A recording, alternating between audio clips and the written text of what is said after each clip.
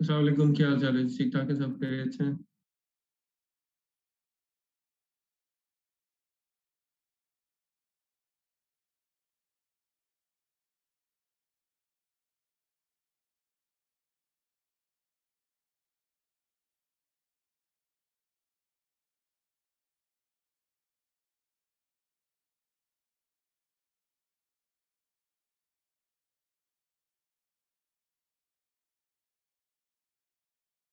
जी, आवाज़ आ रही है आप सब लोगों को मेरी?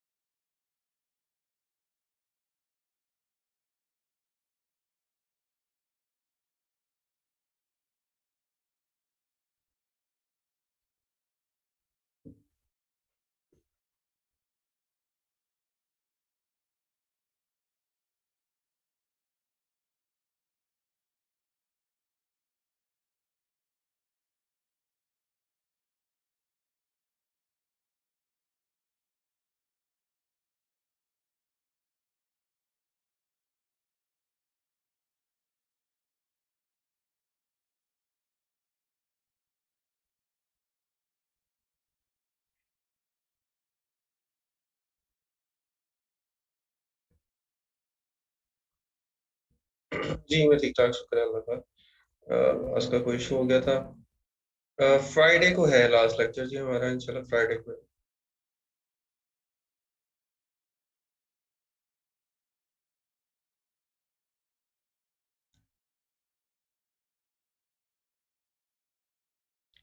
दो लेक्चर्स हमने और एक्सटेंड कर लिए। वैसे आज ही बन रहे थे, लेकिन उसको हमने फ्राइडे पे कर लिया ताकि ये वीक पूरा हो जाए।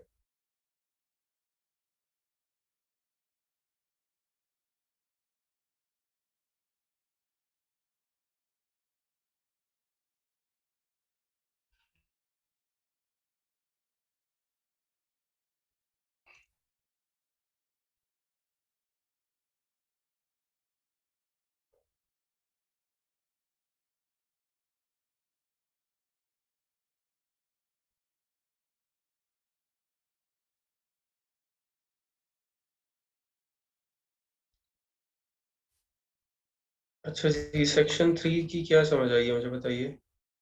सेक्शन 3 को स्टडी किया है आप लोगों ने?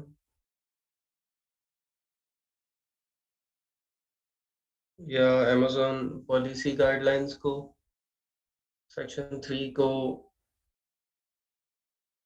रेफरेंसेस को किसने स्टडी किया?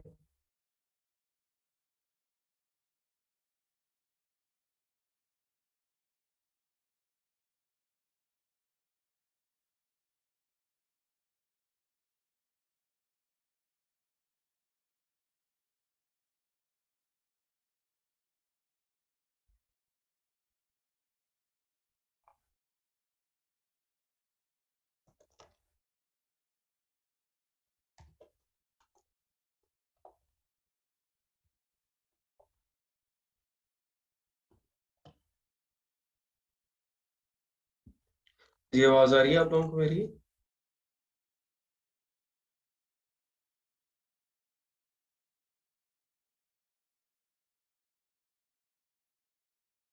अच्छा, फिर ये बोल नहीं रहे सारे, बताते नहीं हैं।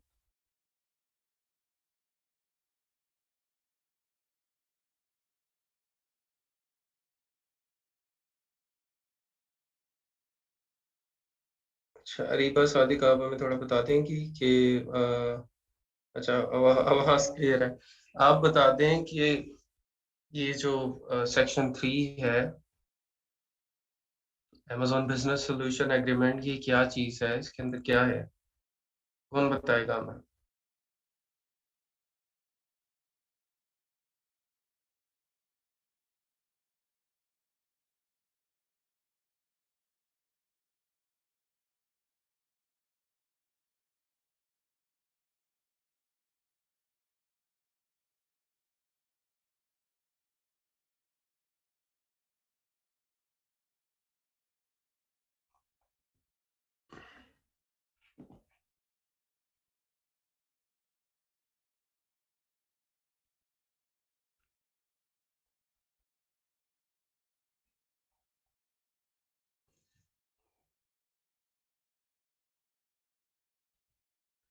उर्दू में होती है। फिर आपको सारा अमेज़न सब कुछ उर्दू में कन्वर्ट करना पड़ेगा।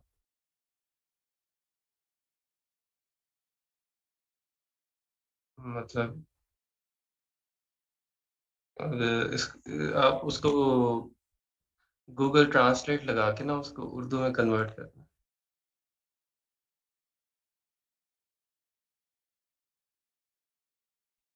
ये देखिए ये गाइडलाइंस हैं, यहाँ पे आप इसको गूगल ट्रांसलेट करें तो उर्दू में अगर आप करेंगी तो फिर तो आपको पढ़ने का फ़ायदा कोई नहीं होगा।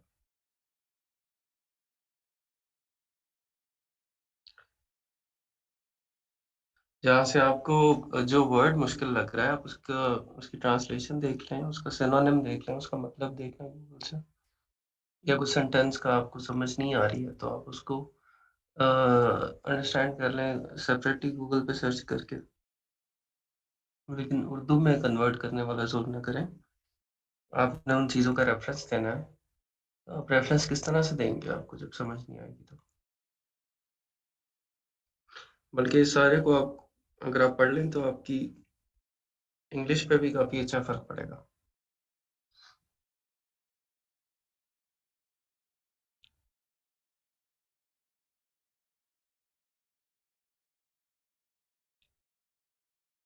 अच्छा चलें कल का लेक्चर कोई एक्सप्लेन करते हैं जो हमने ये चीज़ें क्या किया था कल तो फिर हमने? हाँ, अकाउंट सस्पेंशन जो है वो किस-किस तरह से हो सकती है और परफ़ॉर्मेंस इंडिकेटर्स क्या हैं अमेज़न के और कितनी-कितनी लिमिट है उसकी और हमने किन-किन चीज़ों का ख़्याल रखना है ताकि हमारा अकाउंट सस्पेंड ना हो? इसको बता दीजिए कोई।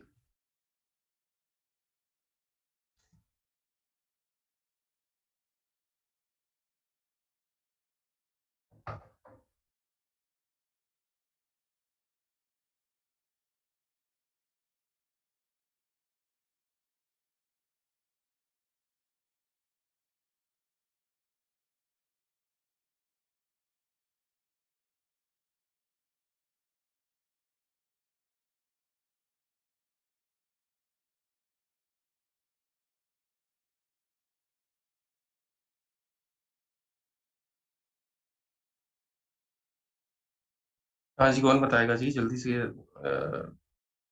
पिछला लेक्चर रिवाइज़ करते हैं ताकि आगे चलें हम।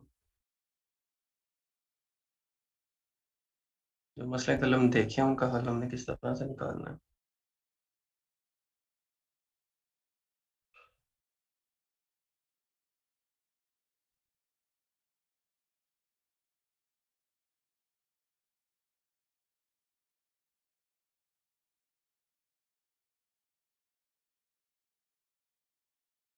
मोहम्मद का क्या हुआ है? कबीर आपको अनम्यूट किया मैंने। मोहम्मद कबीर आपको अनम्यूट किया है।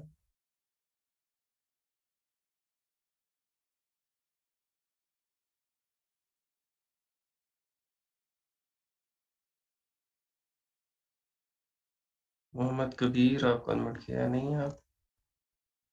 अच्छा जी, चलिए इनको रिमूव कर देते हैं, ये मौजूद नहीं है।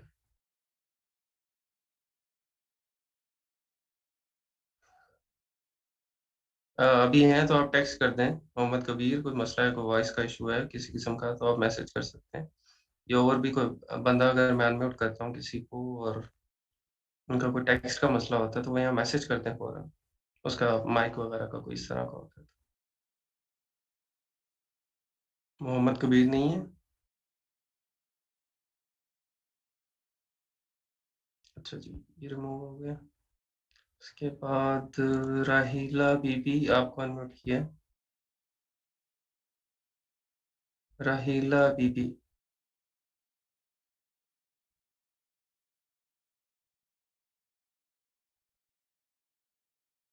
राहीला बीबी आपको अनम्यूट किया है। अच्छा जी, ये भी नहीं है। उनको भी हमने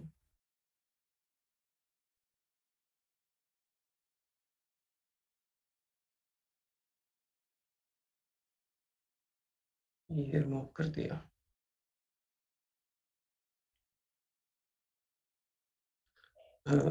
सैयदा रुबाब, सैयदा रुबाब आपको कौन किया?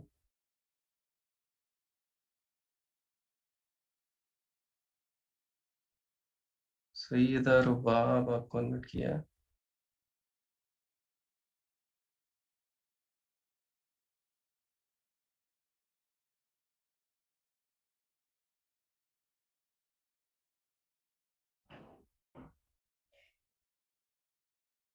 अच्छा जी, ये भी नहीं है। चलें, ये भी बोझ हल्का हो गया हमारी क्लास से काफ़ी ज़्यादा। और कौन है? मुज़म्मिल खान, मुज़म्मिल खान आपको अनम्यूट किया है।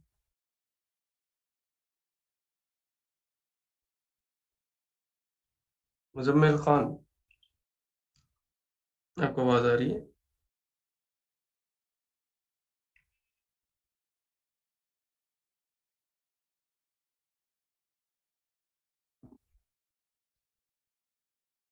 अच्छा जी, ये भी नहीं है। चलें, ये बोझ हल्का हो गया हमारे सर से।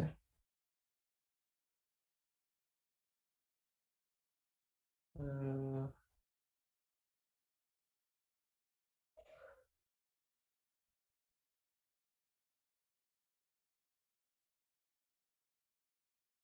अच्छा जी, हैदर मुर्तज़ा ने कहा है, मैं बता देती हूँ। जी हैदर, आप बताएँ। अस्सलाम वालेकुम सर।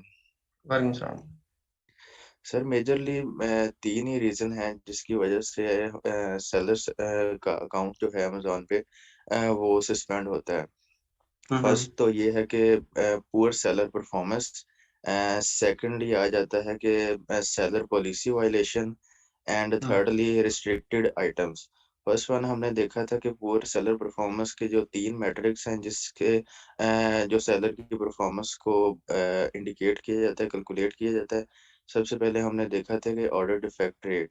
अगर कोई हुँ, ऑर्डर आता है और आइटम सेलर उसे भेजता है और उसमें कोई डिफेक्ट आता है तो उससे परफ़ॉर्मेंस पे इफ़ेक्ट आएगा। उसके लिए अमेज़न 1% तक रिलैक्सेशन देता है कि जो डिफेक्ट रेट है वो 60 डेज़ में जब 1% से ज़्यादा नहीं होना चाहिए। और सेकंड मैट्रिक जो कि सेलर परफ़ॉर्मेंस को इंडिकेट करता है वो प्री फुलफिलमेंट कैंसल रेट है, जो कि हुँ, 2.5% से ज़्यादा नहीं होना चाहिए। अगर इससे ज़्यादा होगा तो सेलर की जो परफ़ॉर्मेंस है वो डाउनवर्ड जाना स्टार्ट हो जाएगी। थर्डली इसमें हुँ, हमने देखा था कि लेट शिपमेंट रेट, कि अगर ऑर्डर आता है और एक जो स्पेसिफिक टाइम दिया हुआ है लिस्टिंग में, उससे ज़्यादा टाइम में उससे लेट ऑर्डर पहुँचता है कस्टमर को, तो वो लेट शिपमेंट में आएगा। और लेट शिपमेंट की जो रिलैक्सेशन है अमेज़न की तरफ से, वो 4% तक है। अगर 4% से ज़्यादा लेट शिपमेंट रेट होगा तो वो जो सेलर की परफॉर्मेंस है वो डाउनवर्ड जाना स्टार्ट हो जाएगी। बेसिकली ये 3 ऐसे फैक्टर्स हैं जो कि मिल के सेलर की परफॉर्मेंस को इंडिकेट करते हैं।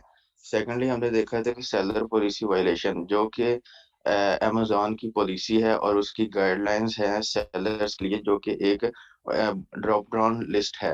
अगर उनमें से कोई भी पॉलिसी को सेलर हिट करता है तो वो वायलेशन के ज़ुमरे में आता है और उसको बेस बना के अमेज़न सेलर का अकाउंट सस्पेंड कर सकता है। उसमें बहुत सारी चीज़ें हैं जैसे कि कोई काउंटरफीट प्रोडक्ट सेल करता है under the name of brand, या कोई रिव्यूज़ के पेड रिव्यूज़ लेता है या इस तरह की और चीज़ें करता है, तो वो उसकी पॉलिसी वायलेशन में आता है, जिसकी वजह से सेलर का अकाउंट जो है वो सस्पेंड हो सकता है। और थर्ड हमने देखा था कि सेलिंग और डिस्प्लेइंग रिस्ट्रिक्टेड प्रोडक्ट्स, अगर कोई प्रोडक्ट जो कि अमेज़न की तरफ से रिस्ट्रिक्ट कर दी गई है कि वो या इस तरह की आइटम है जो कि अमेज़न सेलर को अलाउ नहीं करता, लेकिन वो उसकी लिस्टिंग बना के उसे डिस्प्ले कर देता है, तो इसकी वजह से भी जो सेलर का अकाउंट है वो सस्पेंड हो सकता है।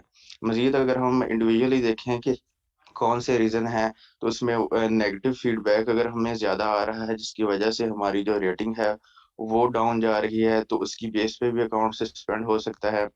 या हमारा अकाउंट सस्पेंड हुआ है और हम उसी डिटेल्स पे एक नया अकाउंट बनाने की कोशिश करते हैं, या हम एक से ज़्यादा अकाउंट अमेज़न पे बनाने की कोशिश करते हैं, तो इसकी वजह से भी डुप्लिकेट अकाउंट्स के ज़ुमरे में हम अमेज़न हमारा अकाउंट सेलर अकाउंट सस्पेंड कर सकता है। सर यही देखा था हमने कल। बिल्कुल ठीक, ज़बरदस्त, थैंक यू सो मच, जज़ाकल्लाह। अच्छा, इसके अंदर जो चीज़ें थी ना सेम डिटेल्स वाली, अब सेम डिटेल्स के अंदर सिर्फ़ आपका वो नहीं आता है, जो नेशनल आइडेंटिटी नंबर होता है, ठीक है? नेशनल आइडेंटिटी नंबर, इसलिए मैं कह रहा हूँ कि सीएनआईसी भी आ जाता है, उसमें पासपोर्ट नंबर भी आ जाता है। अगर कोई ड्राइविंग लाइसेंस यूज़ करता है या व्हाटएवर जो भी आप एक अपनी नेशनल आइडेंटिटी दे रहे हैं, सिर्फ़ वो नहीं आता, और भी चीज़ें हैं उसके अंदर, ठीक है? कि अगर वो सेम चीज़ें आपकी मैच कर रही हैं, तो फिर भी वो अकाउंट सस्पेंड कर सकता है कि ये एक ही डिटेल्स के ऊपर डिफरेंट अकाउंट ओपन हुए हैं। Even even the charge method, अगर आप एक ही चार्ज मेथड से अकाउंट बना रहे हैं मल्टीपल, तो वो भी रेड फ्लैग जो है रेज़ करता है, ठीक है? जैसे फॉर एग्ज़ाम्पल फैमिलीज़ में इस तरह हो जाता है कि हस्बैंड एंड वाइफ का एक ही क्रेडिट कार्ड है, किसी एक के पास क्रेडिट कार्ड है, एक अकाउंट बनाया हस्बैंड के डिटेल पे, फिर वाइफ की डिटेल के ऊपर भी उसी क्रेडिट कार्ड से अकाउंट बना लिया, ठीक है? तो वो रेड फ्लैग रेज़ कर देगा। तो उसके अंदर भी काफ़ी सारी चीज़ें हैं। इवन एड्रेसेस का जो है वो मसला स्टार्ट हुआ था। कुछ अर्सा पहले अमेज़न ने एड्रेसेस को पकड़ लिया था कि एक ही एड्रेस के ऊपर बेशुमार अकाउंट ओपन हुए हुए हैं। उसमें हुआ क्या था कि स्टार्ट में जो कि जब अमेज़न का एक दफ़ा 2019 की बात है, मेरे ख्याल बहुत ज़्यादा शोर मचा और लोगों ने ट्रेनिंग्स देना शुरू की और यूट्यूब के ऊपर कि आपने अमेज़न अकाउंट किस तरह से ओपन करना है। तो सारों ने एक ही वेबसाइट बताना शुरू कर दी एड्रेस के लिए, ठीक है? यूके पोस्ट ऑफिस था या यूके पोस्ट मेल, इस तरह की कोई थी वेबसाइट। अच्छा, उसके ऊपर एक ही वेबसाइट, एक ही एड्रेस बताना शुरू कर दिया कि एड्रेस आपने यहाँ से ले लेना, ठीक है? वो बेशुमार अवाम ने क्या किया, वहीं से एड्रेस लिया, उसी एड्रेस को उसके अंदर लिख के कंपनी ओपन की, कंपनी ओपन करके अमेज़न अकाउंट ओपन किया। वो एक ही एड्रेस के ऊपर पता नहीं कितने थाउज़ेंड्स ऑफ अकाउंट ओपन, ठीक है? और उसके बाद उसी तरह थाउज़ेंड्स ऑफ अकाउंट जो है वो सस्पेंड भी हुए थे, ठीक है? कि एक ही एड्रेस के ऊपर इतने हज़ारों अकाउंट्स कैसे हो सकते हैं? तो जहाँ पे भी वो जिस भी चीज़ में पकड़ लेंगे वहाँ पे मसला स्टार्ट हो जाएगा, ठीक है? तो इस चीज़ का जो है वो ख़्याल रखना है। इसमें अभी एड्रेस के केस में इसीलिए मैं आपको कहता हूँ बहुत मुहतात रहें कि यूनीक लाज़मी हो, यूनीक होना तो लाज़मी है, ठीक है? जिस तरह मैं आपको मैं बताऊँ कि अगर kings cross, London, Frederick street, ठीक है? ये अगर आपका एड्रेस है, तो अगर यही एड्रेस का पूरा बैच यूज़ कर रहा है, तो हो सकता है कि पॉसिबिलिटी है, ठीक है? बिल्कुल कन्फर्म भी नहीं कह सकते कि जब तक चल जाए, चल जाए। लेकिन ये है कि उसके अंदर पॉसिबिलिटी है कि आप सबके अकाउंट उसके ऊपर सस्पेंड हो सकते हैं। तो अगर आपने उसको यूनीक किया हुआ है, ठीक है? 242 A King's Cross Frederick Street London, ठीक है? एक 242 ए हो गया, एक 245 3 हो गया, एक 245 सी हो गया, एक 240 सॉरी डिफरेंट नंबर्स के साथ, ठीक है? एक 540 डी हो गया है, एक 380 ए हो गया है। तो इस तरह आपको एड्रेसेस डिफरेंट यूनिक लेने होते हैं, ठीक है?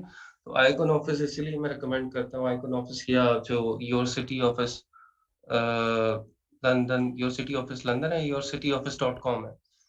तो वहाँ पे आपको एड्रेसेस मिल जाते हैं जो कि स्पेशली सब पाकिस्तानियों के हाथ में नहीं आए हुए, ठीक है? अदरवाइज़ यहाँ पे एक वेबसाइट मशहूर होती है और वो इस तरह से मशहूर होती है कि वो फेसबुक में जो भी कोई बंदा किसी ने क्वेश्चन डाला ना कि मैं अकाउंट बना रहा हूँ, मैंने एड्रेस कहाँ से लेना है? हर बंदा उस वेबसाइट को रेफ़र करना शुरू कर देता है। जब आप उस वेबसाइट को रेफ़र करते हैं तो उस वेबसाइट के ऊपर तो फिर एक ही एड्रेस होगा, 2 होंगे, 3 होंगे, ठीक है? सब लोग उसी एड्रेस को यूज़ करेंगे, तो उसके अंदर मसला आ सकता है, ठीक है? तो अगर एक ही एड्रेस भी है फॉर एग्ज़ाम्पल, पॉसिबिलिटी है कि अ, कितने ठीक है? तो 340A alpha tower Lahore, 540B alpha tower Lahore, 540 second floor alpha tower Lahore, ठीक है? 380 third floor alpha tower Lahore. तो अल्फा टावर के अंदर तो मल्टीपल ऑफिसेज हो सकते हैं और मल्टीपल फ्लोर्स, मल्टीपल लोकेशंस हो सकती हैं, ठीक है? लेकिन ये नहीं हो सकता कि अल्फा टावर के एक ही ऑफिस के अंदर कोई 1000 बिजनेस ओपन हुआ हो। तो इस तरह से डिफरेंट नंबर्स के साथ और सूट नंबर या ऑफिस नंबर उसके साथ तो वो यूनिक उसकी तो सेंस लॉजिक समझ आती है।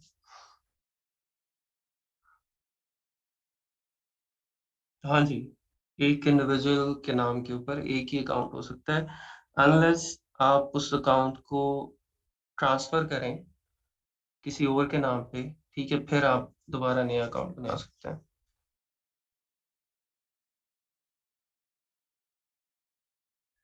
अच्छा, ये मैंने स्टार्ट में बताया था ना सर, ये जब स्टार्ट में हमने यूके लिमिटेड कंपनी ओपन की थी, अमेज़न अकाउंट ओपन किया था, तब इसकी डिटेल मैंने बताई थी।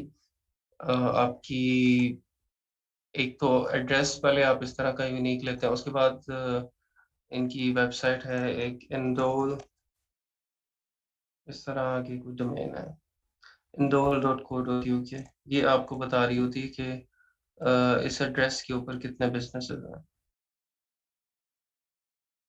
ये वाली नहीं है। कंपनी इंडोल कंपनी सर्चेस, ये शायद नहीं।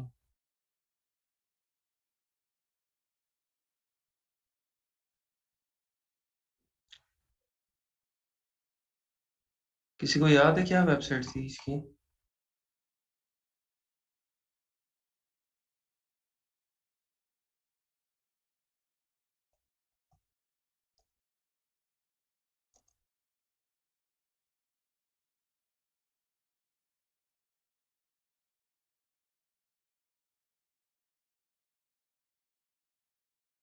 हाँ, ये शायद कंपनीज बाय लोकेशन।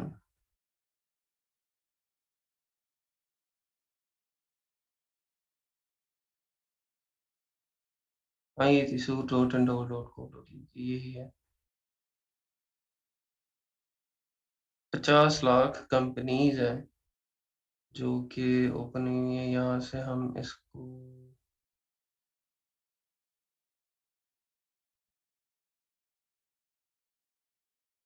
सर्च कर सकते हैं।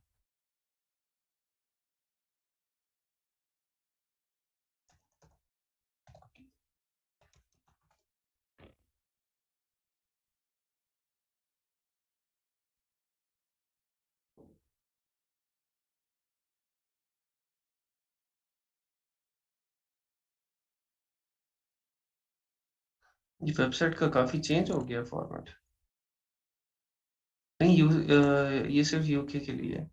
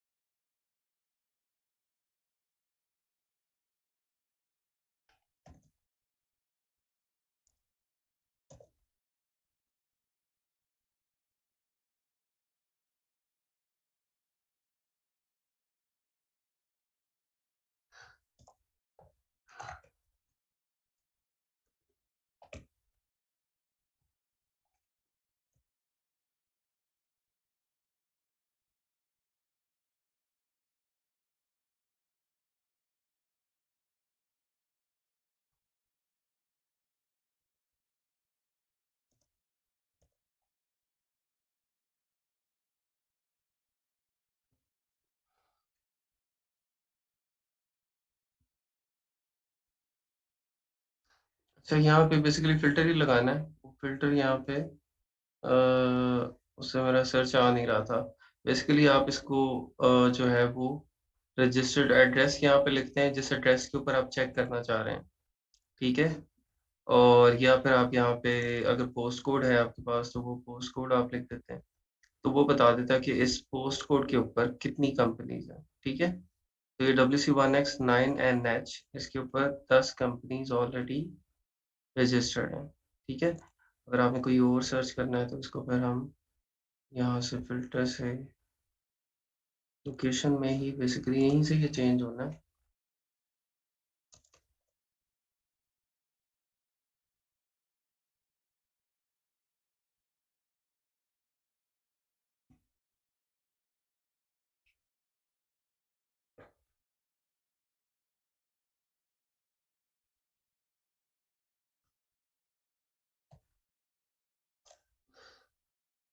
अच्छा ये सिर्फ़ अभी ये सिर्फ़ इससे कर रहा है, पोस्ट कोड से कर रहा है।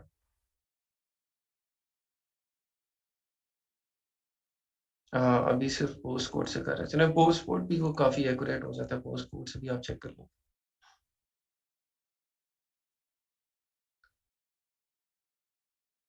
अच्छा चलें ये वेबसाइट है समझ आ गई आपको, यहाँ से आप इसको सर्च कर सकते हैं, ठीक है?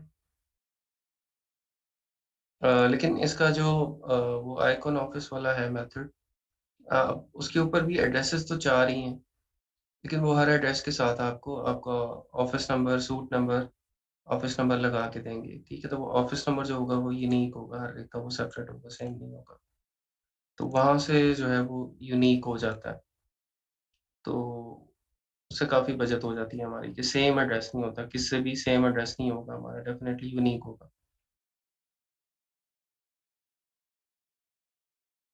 उसमें 2-3 मैंने बताई थी yourcityoffice.co.uk उसके अंदर आप सर्च करें एड्रेसेस को, आइकन ऑफिस है उसका ले लें, ठीक है? और प्रायोरिटी पे यही आप रखें कि आप योर सिटी ऑफिस से एड्रेस ढूँढ के और उसके ऊपर चेक करके उसके ऊपर कितनी कंपनीज़ हैं, तो वहाँ से कोई यूनिक एड्रेस लें, ठीक है? अगर वो आपको एक्सपेंसिव लगता है या मुश्किल लगता है तो फिर आप आइकन ऑफिस से लें। सेकंड ऑप्शन उसको रखें, ठीक है? लेकिन वो योर सिटी ऑफिस का है, थोड़ा-सा एक्सपेंसिव है और उसका उनका मेथड भी एड्रेस लेने का थोड़ा-सा कॉम्प्लेक्स है। वो पहले अप्रूवल लेते हैं, उनका होम ऑफिस है यूके का, वहाँ से अप्रूवल लेते हैं कि हम इस बंदे को एड्रेस देने लगे हैं और ये बिज़नेस ओपन करना चाहता है, तो इसको हम दे दें कि ना वो आपकी डॉक्यूमेंटेशन सारी होम ऑफिस में भेजता है। पहले अप्रूवल लेके बाद में उसको करता है। यूएस के लिए भी वेबसाइट्स बताई थी मैंने। अ, मुझे अब याद नहीं है, यूएस की वेबसाइट्स आप पुराने अपने जो हैं उसमें देख लें। लेकिन उसके अंदर आपका जो रजिस्टर्ड एजेंट होता है, जहाँ से आप एलएलसी ओपन कर रहे होते हैं, तो रजिस्टर्ड एजेंट की ही जो कंपनीज़ होती हैं, वो आपको एड्रेस भी प्रोवाइड कर देते हैं, ठीक है? तो रजिस्टर्ड एजेंट की ही आपको वहीं से मिल जाता है। जैसे अगर आप ले रहे हैं, ज़ेन बिज़नेस से ओपन कर रहे हैं या इंकफाइल से करें, तो इंकफाइल वगैरह वो एड्रेस की सर्विसेज़ भी देते हैं और बेहतर होता है कि आप उन्हीं से परचेज़ करें।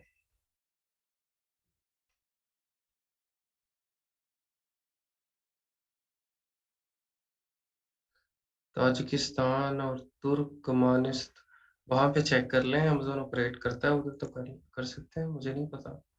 ताजिकिस्तान में अमेज़न है या नहीं? ये आपको आइडिया कहाँ से आया वैसे ताजिकिस्तान वाला? इसकी वजह क्या बनी? अच्छा जी,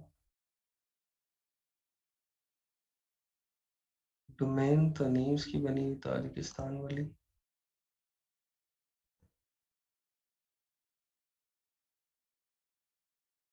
बॉक्सिंग की चीज़ें वो पसंद करते लोग, अच्छा। लेकिन ये मुझे मिला नहीं है यहाँ पे अमेज़न ताजिकिस्तान। उनका कोई अपना होगा ना, अगर अमेज़न नहीं है तो देखिए हर कंट्री के अंदर कोई सेलिंग प्लेटफ़ॉर्म है तो सही ना, जैसे पाकिस्तान में अगर अमेज़न नहीं है तो पाकिस्तान में लोग दराज़ यूज़ कर रहे हैं, ठीक है? और ओएलएक्स यूज़ कर रहे हैं, ठीक है? तो उनके पास भी अगर अमेज़न नहीं है तो फिर वहाँ पे दराज़ या ओएलएक्स इस तरह की कोई चीज़ होगी ना, ठीक है? जो उसको यूज़ करते होंगे। तो आपका काम है कि स्टॉक बनवा के और उनको बाय एयर या बाय रोड आप या बाय रोड भी जा सकता है वहाँ पे, तो बाय एयर भी जा सकता है, बाय सी भी जा सकता है, जिस तरह मुझे बाय सी का मुझे नहीं पता, लेकिन बाय रोड और बाय एयर तो जाता है।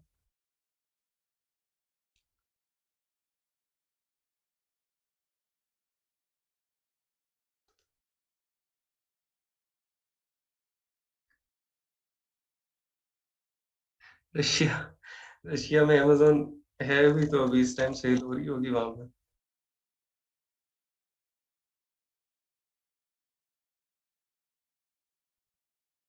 रशिया अमेज़न रशिया की डोमेन नहीं आ रही, .rs आनी चाहिए।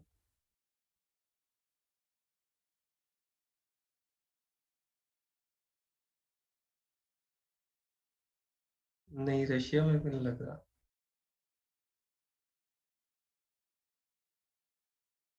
रशियन वर्ज़न ऑफ अमेज़न है, रशियन अमेज़न नहीं है।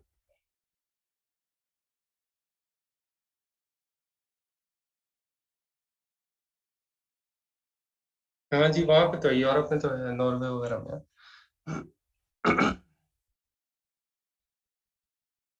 यूएई का एड्रेस भी ले सकते हैं, अगर यूएई में कर रहे हैं आप, तो फिर यूएई का एड्रेस ले लें। यूएई में अगर अमेज़न यूएई यूज़ करना है तो शॉपिफ़ाई पे सेल्स एफबी एड्स और पिंटरेस्ट पिन्स के थ्रू आ रही होंगी, लेकिन आखिर कब तक हम एड्स रन करेंगे? ऑर्गेनिक सेल्स कब और कैसे आना शुरू होगी? अच्छा, इसके अंदर ना हैदर, ये बड़ा लॉन्ग टर्म प्लान होता है एड्स का। मतलब ये आप समझ लें कि जो डिफरेंस हमारा बन रहा होता है ना, वही प्रॉफ़िट होता है। जो मैंने आपको बताया कि जितना हम हमारा एड स्पेंड कम होता जाता है, उतना आपका प्रॉफ़िट इंक्रीज़ होता जाता है। लेकिन आपका जो एड स्पेंड है, वो कंटिन्यू रहता है, ठीक है? यहाँ पे आपको बहुत मुश्किल है कि आप कहें कि अगर उस चीज़ के अंदर आप ऑर्गेनिकली रैंक करके और सिर्फ़ ऑर्गेनिक सेल्स ले रहे होंगे, ठीक है? तो आपका एड स्पेंड रहेगा ऑल द टाइम किसी न किसी प्लेटफ़ॉर्म के ऊपर। ये है कि with the passage of time आपका वो कम हो जाएगा और आपका प्रॉफ़िट इंक्रीज़ होता जाएगा। लेकिन ये कि जब आपको एक देखिए ना, एक जगह से अगर आपको प्रॉफ़िट हो रहा है, आपको पैसे स्पेंड करने के बाद भी हो रहा है, आप फ़ेसबुक पे भी लगा देते हैं, पिंटरेस्ट पे भी लगा देते हैं, इन्फ्लुएंसर मार्केटिंग, फिर भी अगर आपको प्रॉफ़िट हो रहा है, तो फिर क्या मसला है उसमें लगाने का? लेकिन इसके साथ-साथ ये होगा कि आप अगर एसईओ भी अपनी ठीक रखेंगे, तो आप गूगल पे रैंक करते जाएँगे, उस नीश के लिए, ठीक है? जैसे अगर आप एक स्पेसिफ़िक नीश में काम कर रहे हैं, आप बॉक्सिंग ग्लव्स के ऊपर काम कर रहे हैं, आपका शॉपिफ़ाई स्टोर जो है, एक बॉक्सिंग ग्लव्स का ब्रांड है। तो फिर एक ना एक दिन जब आप गूगल में यूएस में अगर आप सेलिंग कर रहे हैं, तो यूएस में आप फर्स्ट पेज पे आ ही जाएँगे ना, कंटीन्यूअसली, कंसिस्टेंटली अगर आप करते हैं। तो तब है कि आपकी ऑर्गेनिक सेल्स भी काफ़ी बढ़ जाएँगी, लेकिन ये नहीं होगा कि आप कहें कि अब मैं बंद कर देता हूँ मार्केटिंग को, ठीक है? क्योंकि मार्केटिंग अगर आपकी आपको प्रॉफ़िट दे रही है, तो फिर उसको बंद नहीं करना चाहिए।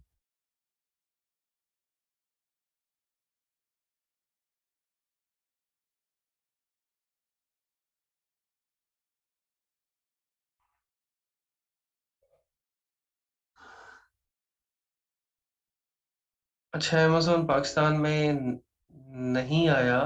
अमेज़न ने सिर्फ़ पाकिस्तानी सेलर्स को अलाउ किया है कि वो जो अमेज़न की मार्केट प्लेसेस हैं, वहाँ पे सेल कर सकते हैं। एज़ अ सेलर रजिस्टर हो सकते हैं, ठीक है?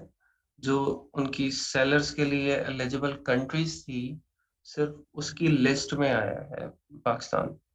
बाकी अमेज़न पाकिस्तान में नहीं आया है, ठीक है? और पाकिस्तान में उसके कोई ऑपरेशंस नहीं हैं। इंस्टाग्राम पे आप फ़ेसबुक के थ्रू ही जो फ़ेसबुक एड्स आप वो चला रहे हैं ना, वहीं से वो एड्स आपके इंस्टाग्राम पे भी शो होते हैं। फ़ेसबुक एड्स स्पॉन्सर ही करते हैं। सना अकबर आप थे ही नहीं है हमारा 2-3 दिन लेक्चर हुए हैं मेरे ख्याल हमारे फ़ेसबुक के, शायद आपने लिए नहीं है कोई। 2-3 दिन हमने फ़ेसबुक के साथ दिमाग खपाया अच्छा खासा।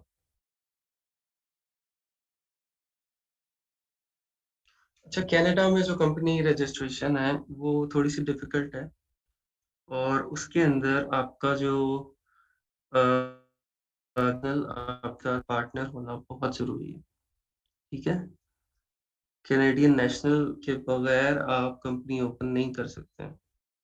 एक तो ये चीज़ है, सेकेंडली उसकी फीस हाई है, ठीक है? थिर्डली वो टाइम बहुत लेते हैं, ठीक है? अभी लास्ट टाइम जब मैंने पता किया था वो तकरीबन 6 मंथ्स ले रहे थे कंपनी ओपन करने के लिए। अभी एग्ज़ैक्टली आजकल मुझे नहीं पता क्या-क्या चल रहा है।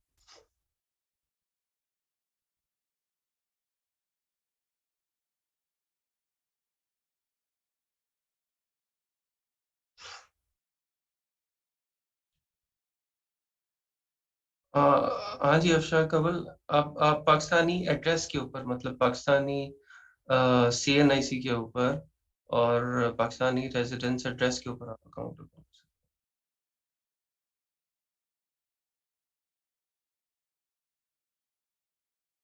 हैं। नहीं, बैन नहीं करता, सस्पेंड हो रहे हैं तो फ़िल्टर होते जा रहे हैं ना। अगर बड़े कोई ग्रॉस किस्म के ब्लंडर नहीं करेंगे तब तक तो नहीं होगा।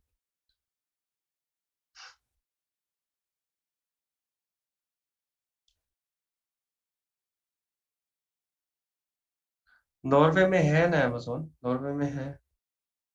सनद जो आप अमेज़न में फिर कैसे सेल कर सकते हैं पाकिस्तान से?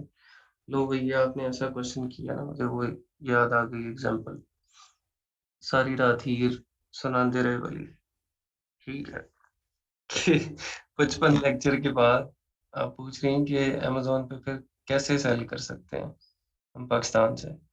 ये तो हमने पहले हफ्ते में इसका फैसला कर लिया था ना कि किस तरह से हमने करना है। हमने पाकिस्तानी डिटेल के ऊपर भी अकाउंट जो जब हमने अकाउंट्स बनाए थे तो अकाउंट ओपन करते थे तो उसके डिफरेंट ऑप्शंस हमने की थी डिस्कस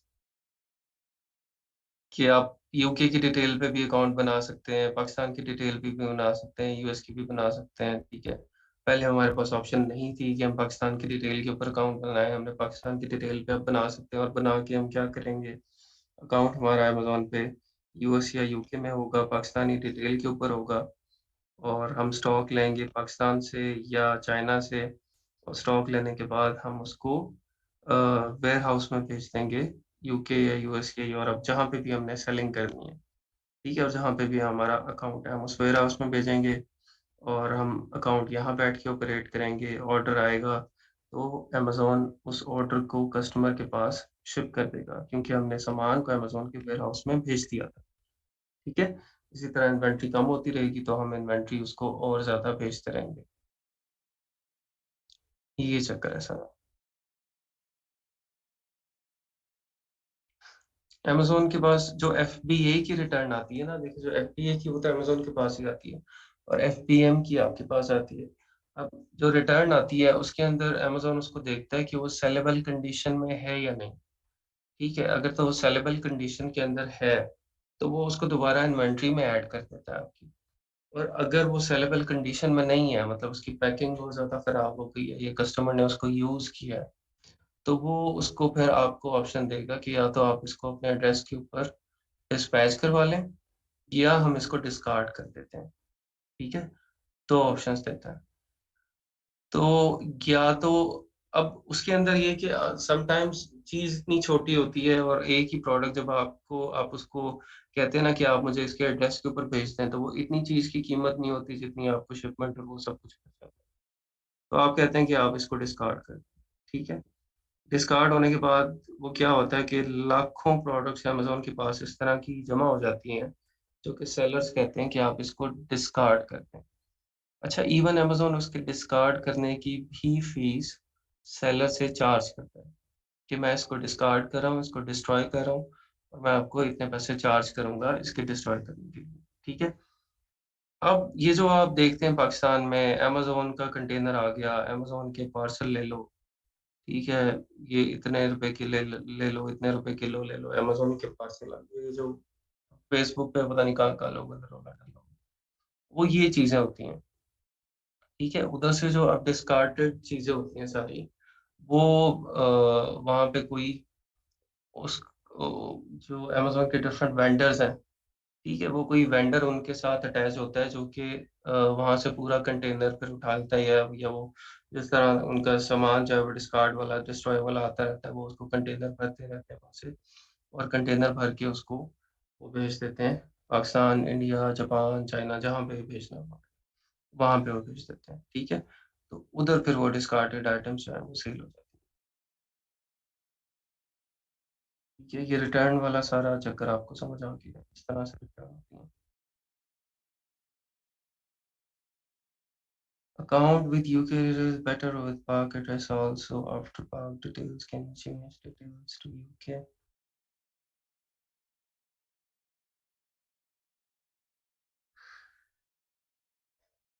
अच्छा,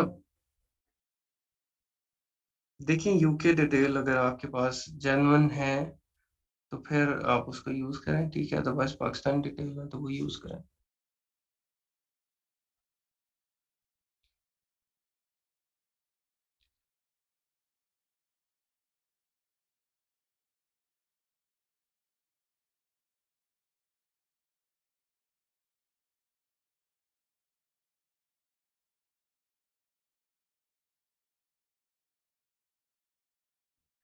Account with UK is better with park address also.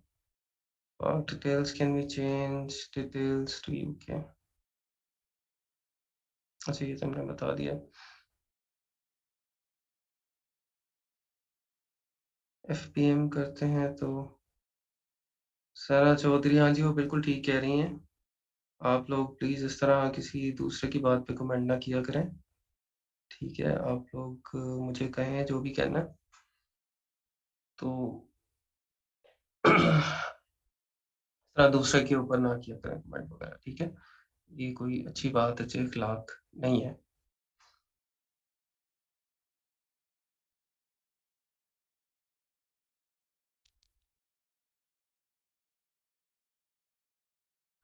अच्छा जी, चलें हम वापस आ जाते हैं। ये कहाँ से कहाँ चीज़ें निकल गई थी।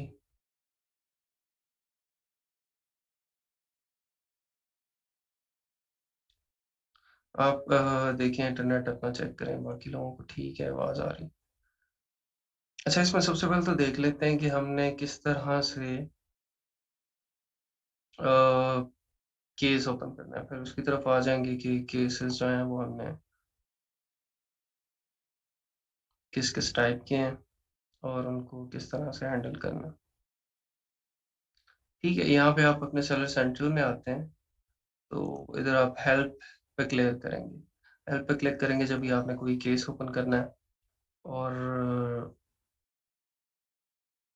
कोई भी आपको मसला-मसाइल है अमेज़न के साथ और आप अमेज़न से बातचीत करना चाहते हैं, उसको अपनी ग्रीवेंस पुट अप करना चाहते हैं, जो जो कुछ भी है। ठीक है, आप हमेशा हेल्प पे आएँगे। हेल्प पे आके यहाँ पे हमारे पास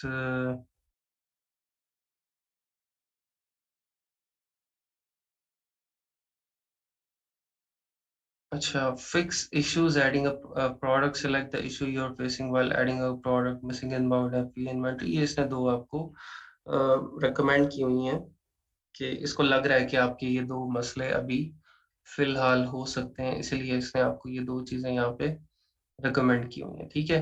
आपका ये मसला नहीं है, आपको हम एग्ज़ाम्पल ले लेते हैं कि हमें क्या करना है, हमें वैट एग्ज़म्पशन करवानी है, ठीक है? हम कहते हैं कि हमें वैट एग्ज़म्पशन करवानी है। वैट एग्ज़म्पशन क्या होती है? मैंने आपको बताया था पहले कि हम अ, अभी जो 85,000 पाउंड्स की लिमिट है, जब तक हम उतनी सेल नहीं कर लेते यूके के केस में, तो हम वैट एग्ज़म्प्टेड हैं। अमेज़न अपनी जो इसकी एफबीए फ़ी है, अपनी रेफ़रल फ़ी है, उसके ऊपर हमें वैट चार्ज नहीं कर सकता, ठीक है? लेकिन अमेज़न करेगा। अमेज़न आपको करेगा फ्रॉम द वेरी डे आपको वैट चार्ज करना स्टार्ट कर देगा। उसको हमें अमेज़न को बताना पड़ेगा कि हम वैट एग्ज़ेम्प्टेड हैं। हमारी 85,000 पाउंड्स की लिमिट अभी नहीं क्रॉस हुई, तो आप हमारी जो सेलिंग फ़ी, एफपीए फ़ी है उसके ऊपर आप वैट चार्ज नहीं कर सकते। ठीक है? तो वो केस ओपन करके फिर आपको उसको इश्यू को रिज़ॉल्व करवाना पड़ेगा। उसके लिए हम क्या करेंगे, हम यहाँ पे गेट सपोर्ट पे आ जाएँगे, ठीक है? और what service can we help you with, sponsored ads and stores, selling on Amazon. इसका इशू है, वो कह रहा है अपना इशू बताएं, डिस्क्राइब योर इशू। क्या है हमारा इशू है जी, हमें वैट एग्जेम्पशन चाहिए। ठीक है, इसको कंटिन्यू कर दें। कह रहे based on what you type which one best matches your issue. Trouble adding a product ID, exemption या अकाउंट डीएक्टिवेशन। आपका क्या मसला है? इन तीनों में से हमारा मसला ये नहीं है। ठीक है, please select a category so we can connect you to the right associate, account related, FBA related, product listing related, account related है जी हमारा मसला। ठीक है, इसको आप आगे कंटिन्यू करेंगे। अच्छा, इसके अलावा और browse for your issue in the menu, आप मेन्यू में आके भी अपना इशू ब्राउज कर सकते हैं। अब मेन्यू में सब चीज़ें हैं यहाँ पे, आपके पास customer, non FP orders, order related अगर कोई इशू है, ठीक है, तो A to Z claims, chargeback issue, request, customer feedback और टी क्लेम। यहाँ से अगर आपकी प्रोडक्ट की लिस्टिंग में कोई मसला आ रहा है, ठीक है, तो आप लिस्टिंग के जो भी कोई इश्यूज हैं आप यहाँ से वो सिलेक्ट करेंगे और वो सिलेक्ट करने के बाद फिर आप अपना जो डिटेल्ड इशू है वो लिखेंगे अमेज़न को। ठीक है, ये सिलेक्ट करने से क्या होता है कि उनको पता चल जाता है टीम को एक्चुअली कि ये मसला है किस डिपार्टमेंट का। ठीक है, क्योंकि ज़ाहिर-सी बात है कि प्रोडक्ट लिस्टिंग्स और इन्वेंटरी एक अलहदा डिपार्टमेंट के पास होगी और अमेज़न बी टू बी अलहदा के पास होगी, अकाउंट रिलेटेड अलहदा के पास होंगे। तो वो रेलेवेंट बंदों के पास चला जाता है, वो क्विकली और बेहतर तरीके से मसला हल हो जाता है। ठीक है? अच्छा जी, इसके अंदर और भी चीज़ें हैं, seller fulfilled prime, Amazon business account. Account के अंदर क्या चीज़ें हैं? चेंज सेलिंग प्लान और क्लोज़ योर अकाउंट। अगर अकाउंट आपने क्लोज़ करना है, अपना बिज़नेस से इंडिविजुअल में कन्वर्ट करना है और या इंडिविजुअल से बिज़नेस में कन्वर्ट करना है, फिर आप इसको सिलेक्ट करेंगे।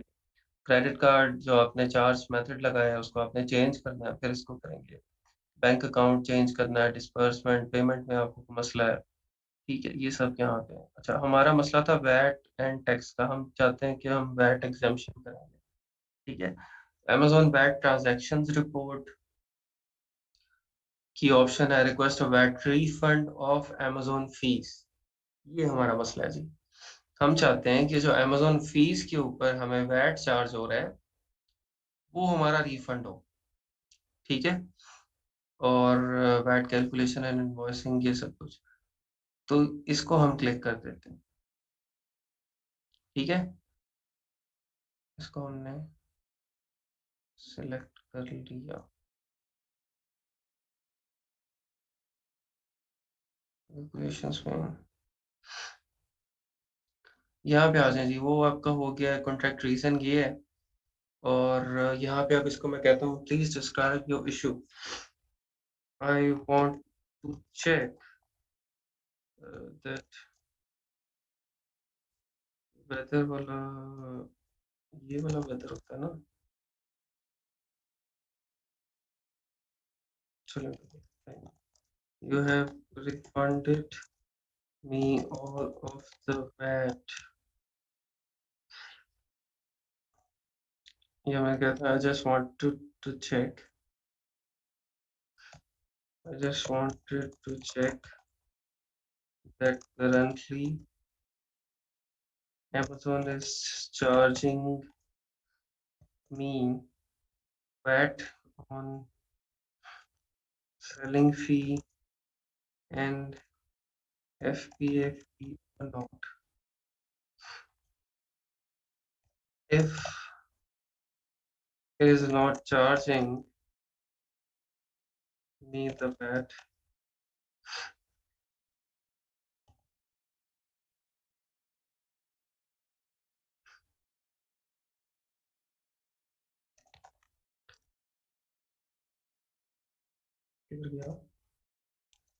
whether WHE होता है, हाँ, whether I have been refunded the previous amount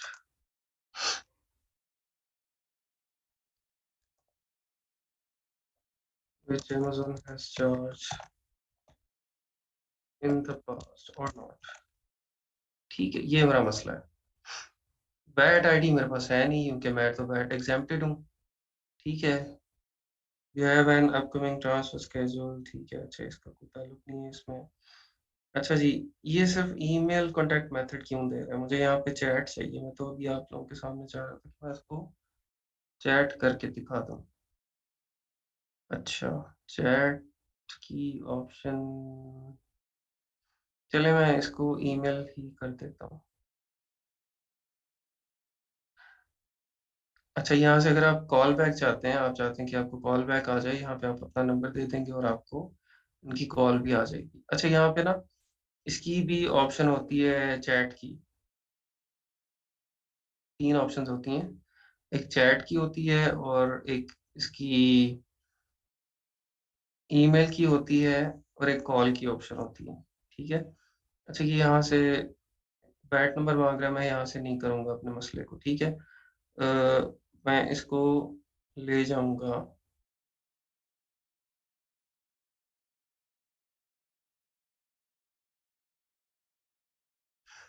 back पे, गेट सपोर्ट।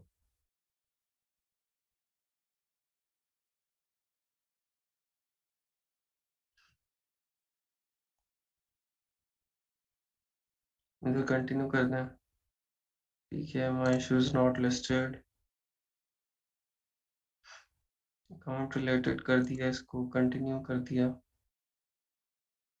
यहाँ पे पूछ रहा है कि अगर आपका कोई आइडेंटिफायर है, आपको प्रोडक्ट आईडी, ऑर्डर आईडी इस तरह की कोई चीज़ है तो वो दे दें।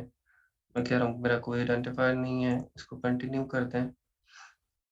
ठीक है, आगे नीचे रिज़ॉल्व योर इश्यू के लिए आपको पूछ रहा है कि आप, ये यहाँ पे पूछ रहा है कि आप कॉल पे बात करना चाहते हैं, चैट करना चाहते हैं, ईमेल करना चाहते हैं। ठीक है?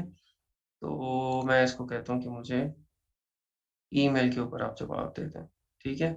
अगर आपने कहना है कि दिस इश्यू इज़ अर्जेंट तो फिर उसको अर्जेंट में वहाँ पे मार्क कर देंगे। ठीक है? अर्जेंट में नहीं करता, ये अर्जेंट नहीं है।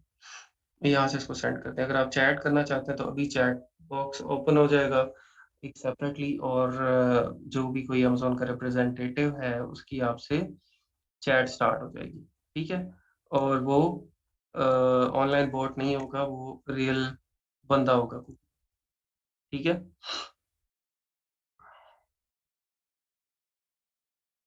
तो इसको फिर हम ईमेल करें या चैट करें? इसको मैं ईमेल ही कर देता हूँ।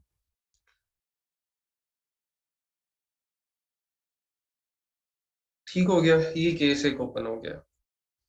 तो इस केस का जो है वो फिर अगर तो कोई इस तरह का हो कि फ़ौरन आने वाला हो तो फ़ौरन आपको जवाब आ जाता है, अदरवाइज़ आपको उसमें टाइम भी लगता है। ठीक है, ये तो अच्छा सारा मेथड है कि केस किस तरह से हमने ओपन किया है और उसको किस तरह से रिस्पॉन्ड करना है। अच्छा, ये तो एक केस नहीं था, ये जस्ट एक इन्फॉर्मेशन थी जो मैं चाह रहा था उससे। ठीक है, इसको मतलब केस नहीं कहेंगे। केस जो होते हैं वो जो अगर आपके परफ़ॉर्मेंस का इश्यू बन गया है कोई, ठीक है, परफॉर्मेंस नोटिफिकेशन आपको, अकाउंट हेल्थ नोटिफिकेशन आ गया कोई, या आपकी कोई कोई मतलब बड़ी ग्रीवेंस है अमेज़न के साथ, कोई आपकी डिडक्शन हुई है या आपकी कोई लिस्टिंग सस्पेंड हो गई है, ठीक है, या अकाउंट का डीएक्टिवेशन है इस तरह की, तो उसके अंदर फिर प्रॉपर केस जो है वो फाइल होता है। अच्छा, वो केस मैं आपको दिखाता हूँ मेरे पास इधर। हाँ, मैं दूसरे अकाउंट से दिखाता हूँ।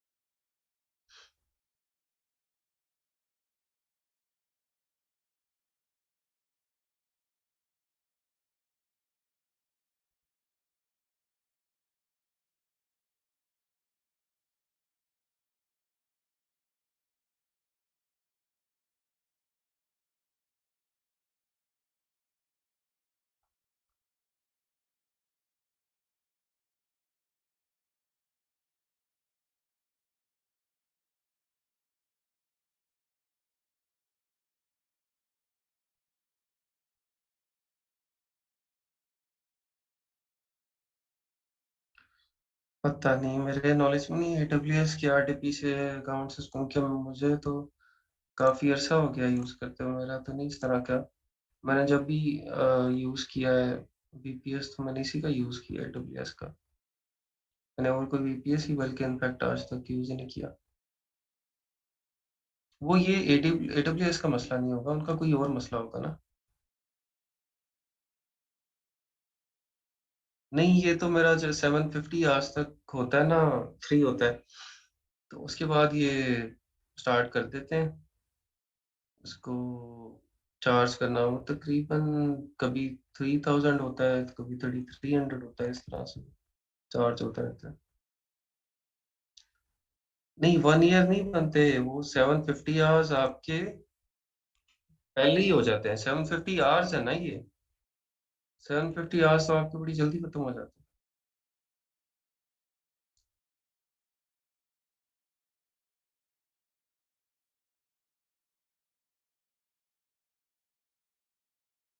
असल में एक इशू ये है ना, मुझे लगता है कि हम इसको ना यहाँ से बंद कर देते हैं इसी तरह से। हम इसको शट डाउन तो नहीं करते ना, शट डाउन करेंगे तो हमें दोबारा इसको जाके वहीं से एक्टिव करना पड़ेगा दोबारा ना, जहाँ से ये बनता है RDP। तो फिर ये भी टाइम, मेरा ख्याल उसी में काउंट होता रहता है, एक्टिव टाइम के अंदर। ठीक है, तो इस वजह से इसके ये आवाज़ जल्दी खत्म हो जाते हैं।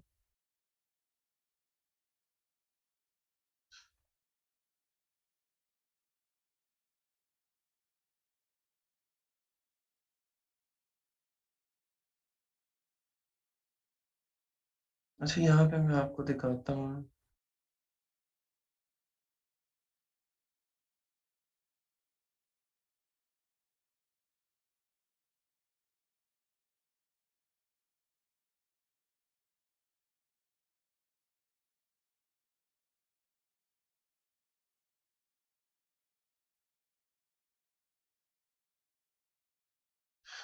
अच्छा, वो जो फीडबैक वाला मैं आपको बता रहा था, हाँ, ये वाला एक नेगेटिव फीडबैक आ गया जी ऑर्डर के ऊपर। ठीक है, इसकी मेरी जो अकाउंट की रेटिंग है उसके ऊपर नेगेटिव फीडबैक आ गया। 750 आवर्स फिनिश हो जाए तो क्या हम दूसरा AWS अकाउंट लेकर लो? हाँ जी, उसके साथ आपको चार्ज मेथड अलहदा लगाना पड़ेगा, वो AWS आपको दूसरा अकाउंट दे देगा। लेकिन डेबिट कार्ड, क्रेडिट कार्ड आपको नया लगाना पड़ेगा।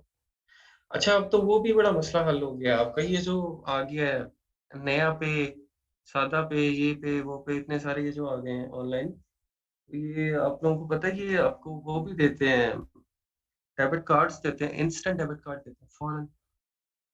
इसका मैंने 2-3 दिन पहले अकाउंट बनाया नया पे के ऊपर, तो वो उसी टाइम मैंने वो डिटेल अपनी डाली है, वो अकाउंट वेरीफाई हुआ है। वेरीफाई होके उसी टाइम उसने मुझे डेबिट कार्ड डिटेल दे दी, ये आपके अकाउंट की डिटेल्स हैं और ये आपका डेबिट कार्ड नंबर है। तो अब तो आपके पास डेबिट कार्ड भी मल्टीपल आ सकते हैं। ठीक है, आप जितने मर्जी डेबिट कार्ड ले लें। डेबिट कार्ड में क्या होता है, आपको कार्ड नंबर चाहिए, CVC चाहिए, एक्सपायरी डेट चाहिए, वो तीनों चीज़ें आपके पास आ गई हैं। तो हाँ जी, इंटरनेशनल पेमेंट कर सकते हैं आप उससे। वीज़ा कार्ड है ना वो? ठीक है, तो कार्ड आपका वीज़ा या मास्टर कार्ड होना चाहिए, और कोई ना हो। तो वो वीज़ा कार्ड है, आप जहाँ मर्ज़ी पेमेंट करें उससे। तो एक अकाउंट बेशक आप इस तरह का बना के रख लें कि जिसके अंदर आपका $1 पड़ा हो, जो आपने $1 वाली चीज़ें नहीं, जहाँ पे टेस्ट कराते हैं, ये आपका डेबिट कार्ड सिर्फ चेक होता है $1 डिडक्ट करके कि वेदर इट्स एक्टिव और नॉट। तो फिर एक अकाउंट इस तरह का रख लें सिर्फ एक्टिवेशन चेक करने के लिए।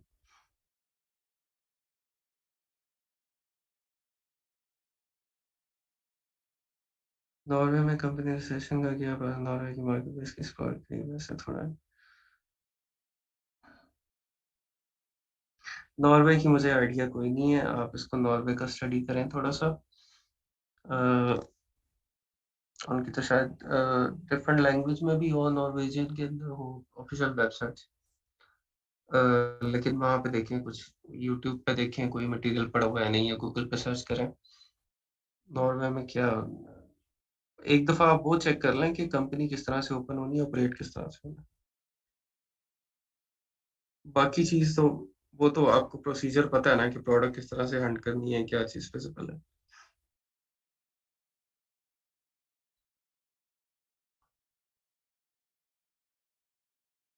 नहीं, एडब्ल्यूएस क्रेडिट कार्ड नहीं माँगता, डेबिट भी चल जाता है। मेरा डेबिट कार्ड चल लगा हुआ है उसके ऊपर, और डेबिट कार्ड चल रहा है।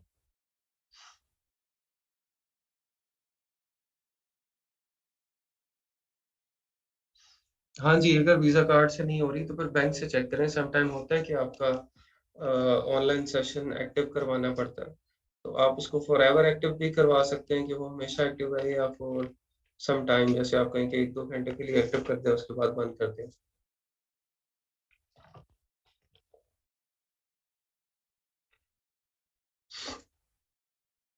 हाँ जी, अगर डिस्ट्रीब्यूटर ठीक है, जेन्युइन है, तो वो अक्सर माँगते हैं क्रेडिट कार्ड डिटेल ना, जस्ट गारंटी के लिए। ठीक है, वहाँ पे इसी तरह चार्ज होते हैं। फ़ोन के ऊपर ही आप क्रेडिट कार्ड नंबर देते हैं और वो आपको फ़ौरन चार्ज कर लेते हैं। मतलब पेमेंट भी समटाइम्स इसी तरह होती है कि आप कॉल पे ही उनको वो देते हैं क्रेडिट कार्ड नंबर, और वो उसी टाइम आपकी पेमेंट चार्ज करते हैं, और बस दैट्स इट। इसी तरह समटाइम जो होलसेलर डिस्ट्रीब्यूटर हैं, उनके साथ पेमेंट्स हो रही होती हैं। तो अगर वो ऑथेंटिक है, मतलब उसकी वेबसाइट, उसका पास्ट रिकॉर्ड वगैरह कुछ चेक करके, बिज़नेस एड्रेस सारा कुछ, तो हाँ, फॉर्म पे तो वो लेंगे ना। मतलब मैं बाद में पेमेंट की बात कर रहा हूँ।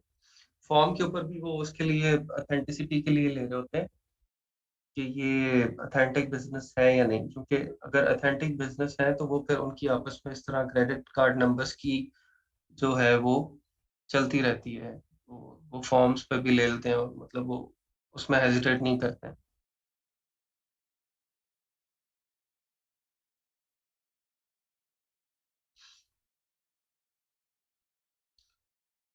क्वेश्चन का कौन-सा क्वेश्चन का रिप्लाई मैंने आपका किया था?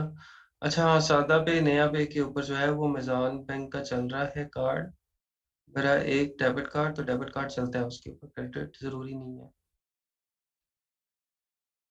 इन्वेंटरी अलीना नदीम आपने भेजनी कहाँ से है? इसके ऊपर डिपेंड करता है, ये मुझे बताएँ।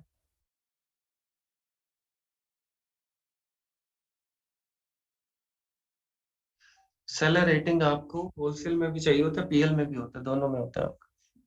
पाकिस्तान से भेजनी है। तो अब दूसरा सवाल मेरा ये है कि आपकी 1 केजी में कितने पीस आते हैं? 1 केजी में कितने पीस आते हैं? मतलब पर पीस आपको कितनी कॉस्ट पड़ेगी if you send it by air और बाय सी?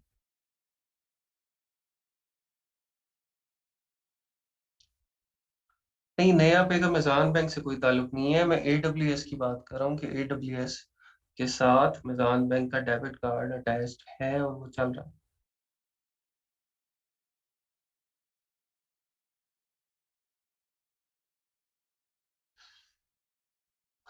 अच्छा जी, आप लोग इधर-उधर घुमा-घुमू के मुझे ले जाते हैं। आपका ये बीच में रह जाना है सारा कुछ। ये इतनी सारी चीज़ें हैं ना इसके अंदर, मैंने आपको बतानी, और आप मुझे बताने नहीं दे रहे हैं। अच्छा, ये चीज़ मैं आपको बता रहा था कि ये एक सेलर फीडबैक का था।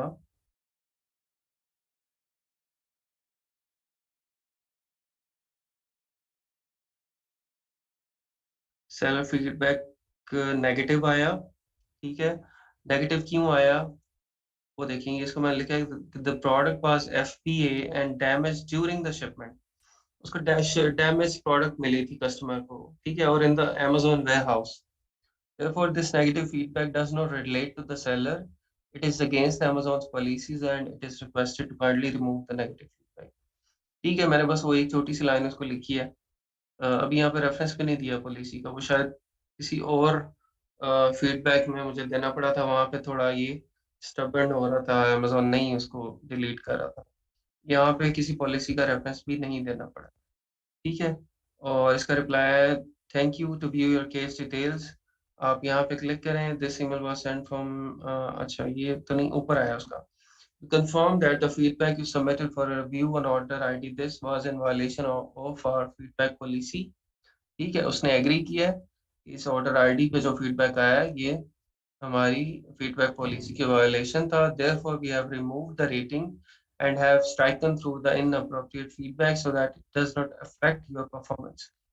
ठीक है, any portion of the command that applies to the condition of your product as indicated on your listing, new, used or any service that you provide to the customer will remain. ठीक है, तो उसने फौरन उस feedback को delete कर दिया। ठीक हो गया। इसके अंदर और कोई केस मैं आपको दिखाता हूँ।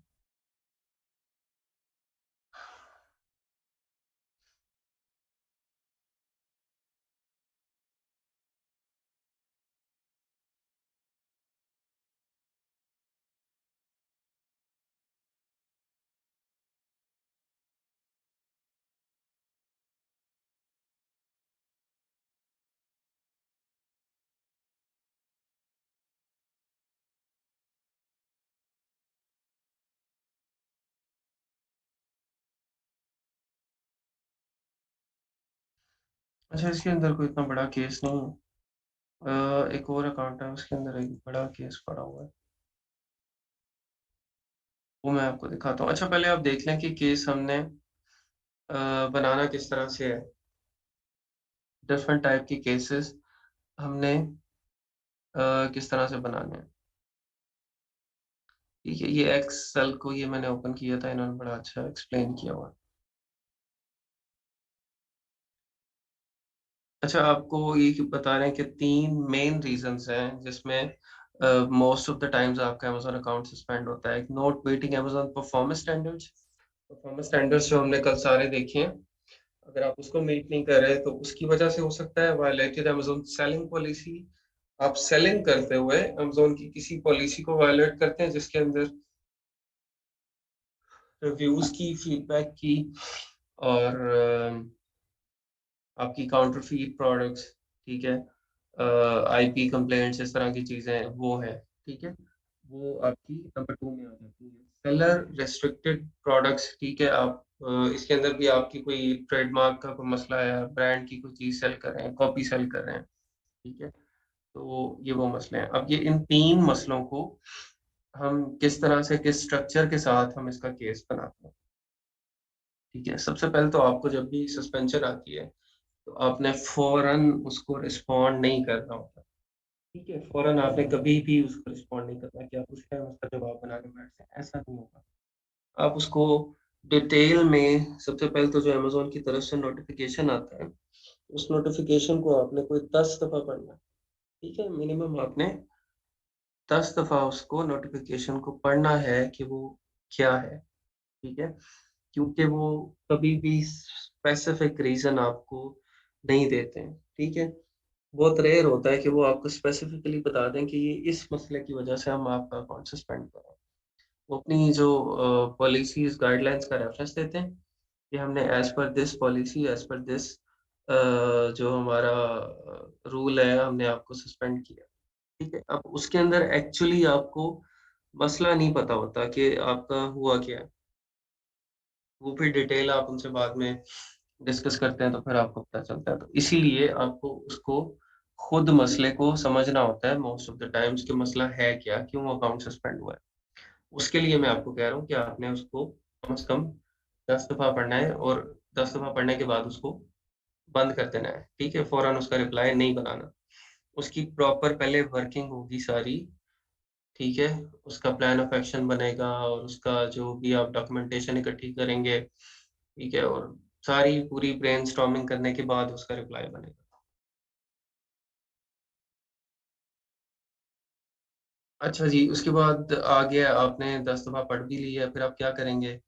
आप रिव्यू करें कि आप किस तरह सेल कर रहे हैं, अकाउंट की हेल्थ निकालें, उसको देखें कि आपकी अकाउंट हेल्थ ठीक है कि नहीं, उसके अंदर कहाँ-कहाँ पे मसले हैं।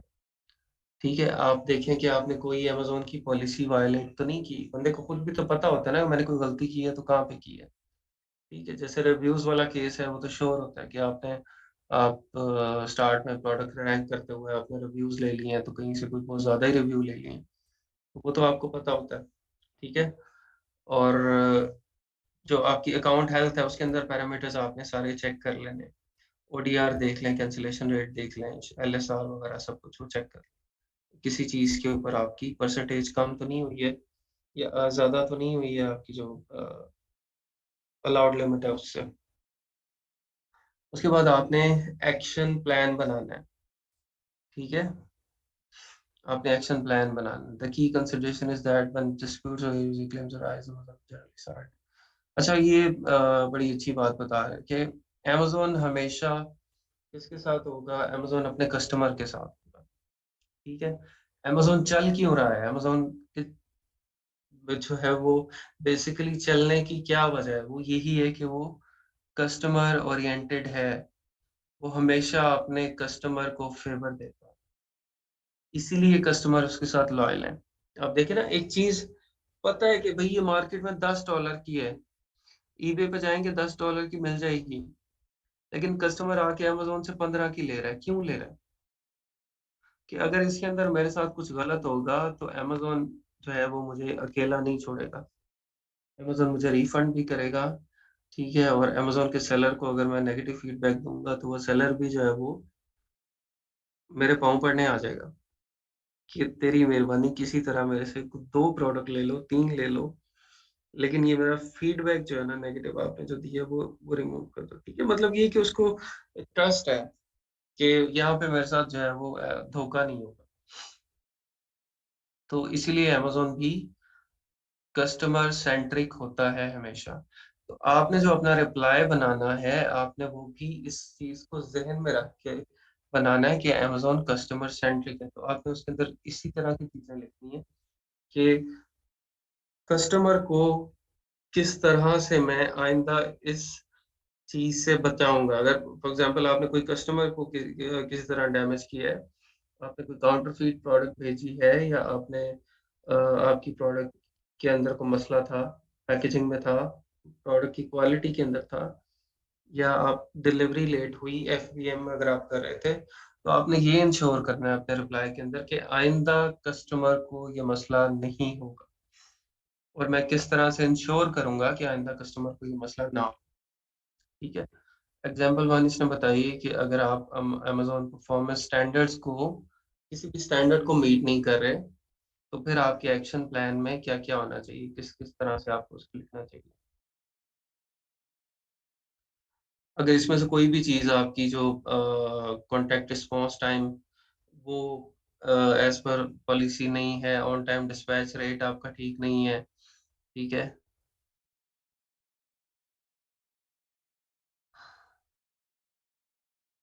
नहीं, ये दराज़ नहीं है ना, इस यहाँ पे बड़ा रेयर होता है कि सेलर जो है वो जो कस्टमर है वो इस तरह की हरकत करे। इस तरह की हरकतें करते हैं वो आपके कॉम्पिटिटर्स होते हैं, कोई चाइनीज़ है या और कोई कॉम्पिटिटर है आपका, वो इस तरह के मसले करते हैं और जहाँ पे उसको अमेज़न को पता लग जाए कि ये अगर कोई इस तरह की हरकत की है कि प्रोडक्ट चेंज करके या गलत नेगेटिव रिव्यू दिया है, तो उनको आइडिया हो जाए कि ये आपका कॉम्पिटिटर है जो इस तरह की हरकत कर रहा है, तो वो फिर आपको फ़ेवर देता है उसके अंदर। ठीक है? आप अगर उसको ये प्रूव करने में साबित हो जाएँ कि ये कॉम्पिटिटर जो है वो जैसे कोई 5 प्रोडक्ट इकट्ठी ऑर्डर की किसी ने, इकट्ठी ऑर्डर करके उसपे नेगेटिव रिव्यू दे दिए। तो ये तो क्लियर है ना चीज़ कि एक बंदा 5 ऑर्डर कर रहा है पहले और 5 ऑर्डर करने के बाद 5 के ऊपर नेगेटिव रिव्यू दे रहा है। तो क्लियर सी बात है कि वो कोई आम आदमी तो नहीं है, वो तो कॉम्पिटिटर ही है आपका, जो आपकी लिस्टिंग खराब करने की कोशिश कर रहा है। ठीक है? तो इन दैट केस अमेज़न उसके नेगेटिव रिव्यूज़ को डिलीट करेगा और इवन उस कस्टमर के ऊपर भी एक्शन लेगा। ठीक है? उसका जो अगर बैंक अकाउंट है वो उसको सस्पेंड कर सकता है या अगर उसका उसी से लिंक सेलर अकाउंट है तो वो उसको भी सस्पेंड कर सकता है। ठीक है? क्योंकि इस मामले में भी अमेज़न बड़ा क्लियर है कि फेयर प्ले होना चाहिए। सब फेयरली सेलिंग करें। ये ना हो कि एक-दूसरे की टाँगें खींचते रहें, क्योंकि एक-दूसरे की टाँगें खींचते हुए भी नुकसान किसका होगा? अमेज़न का ही होगा। उनका प्लेटफ़ॉर्म खराब होगा, सेलर उसके ऊपर आने से जो है वो कतराएँगे। तो अगर सेलर नहीं आएँगे तो फिर किस तरह से अमेज़न प्रॉफ़िट किस तरह से कमाएगा?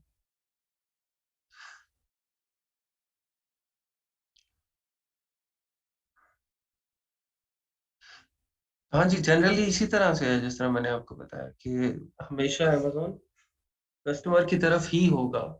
लेकिन अगर कोई जेन्युइन केस आ गया है कि सेलर को कोई दूसरा सेलर नुकसान पहुँचा रहा है, उसका कॉम्पिटिटर नुकसान पहुँचा रहा है, तो फिर आपको उसके अंदर वो सपोर्ट करेगा। If you have the evidences आपने उसको प्रूव करना होता है। जिस तरह इन दैट केस में जो अभी आपको बताया किस तरह से प्रूव करूँगा? उसको मैं कहूँगा कि आप आईपी चेक करें, आपको सेम अकाउंट से 5 ऑर्डर आए हैं, आपको एक आईपी से 5 ऑर्डर आए हैं और उसी अकाउंट से 5 नेगेटिव रिव्यूज़ भी आए हैं। ठीक है? डिफरेंट टाइम के अंदर उसने ऑर्डर किए हैं, पर उसने नेगेटिव रिव्यू भी दिए हैं, ठीक है? वो कोई बेवकूफ़ ही होगा ख़ैर अगर जो इस तरह से कर रहा होगा, एक ही अकाउंट से ऑर्डर भी कर रहा है और रिव्यू भी कर रहा है। तो वहाँ से वो पकड़ा जाएगा।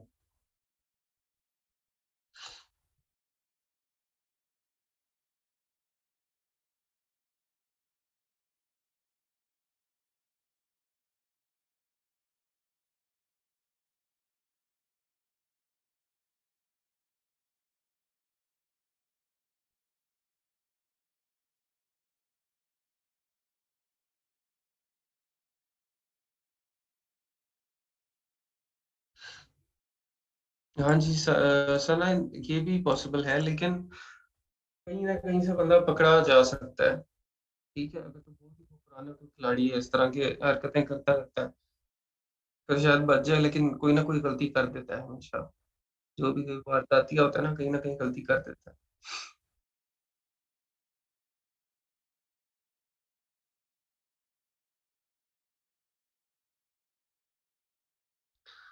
अमेज़न रिकॉर्ड रखता मतलब आप उसकी अफ़शा कंवल आप उसकी इमेज की बात कर रही हैं, किस चीज़ की बात कर रही हैं कि किस तरह से वो रिकॉर्ड रखेगा?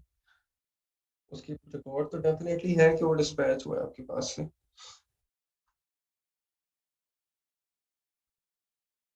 लेकिन किस कंडीशन में डिस्पैच हुआ है अगर आप ये कह रही हैं, तो फिर तो वो कंडीशन देखें जो भी कोई आपकी इन्वेंटरी होती है जो खराब हो जाती है, टूट जाती है कोई चीज़ इन्वेंटरी के अंदर, तो उसका अमेज़न रिस्पॉन्सिबल होता है। वो आपका उसका पे भी करता है इवन जो स्टोरेज के दौरान टूट जाती है ये चीज़ें।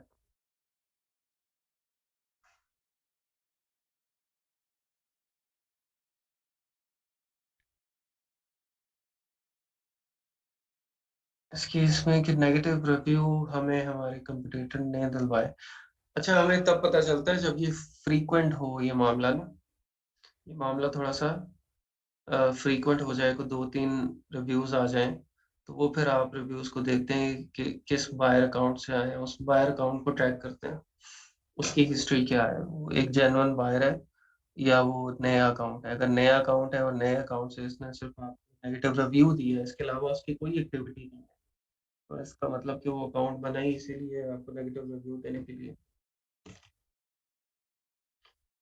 उसके रिव्यूज़ भी तो आप देख सकते हैं ना उसके बायर की कि वो और क्या-क्या बाय करता है।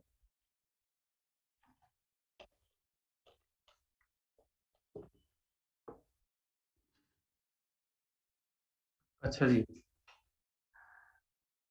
डिस्पैच अच्छा जी, आपने क्या करना है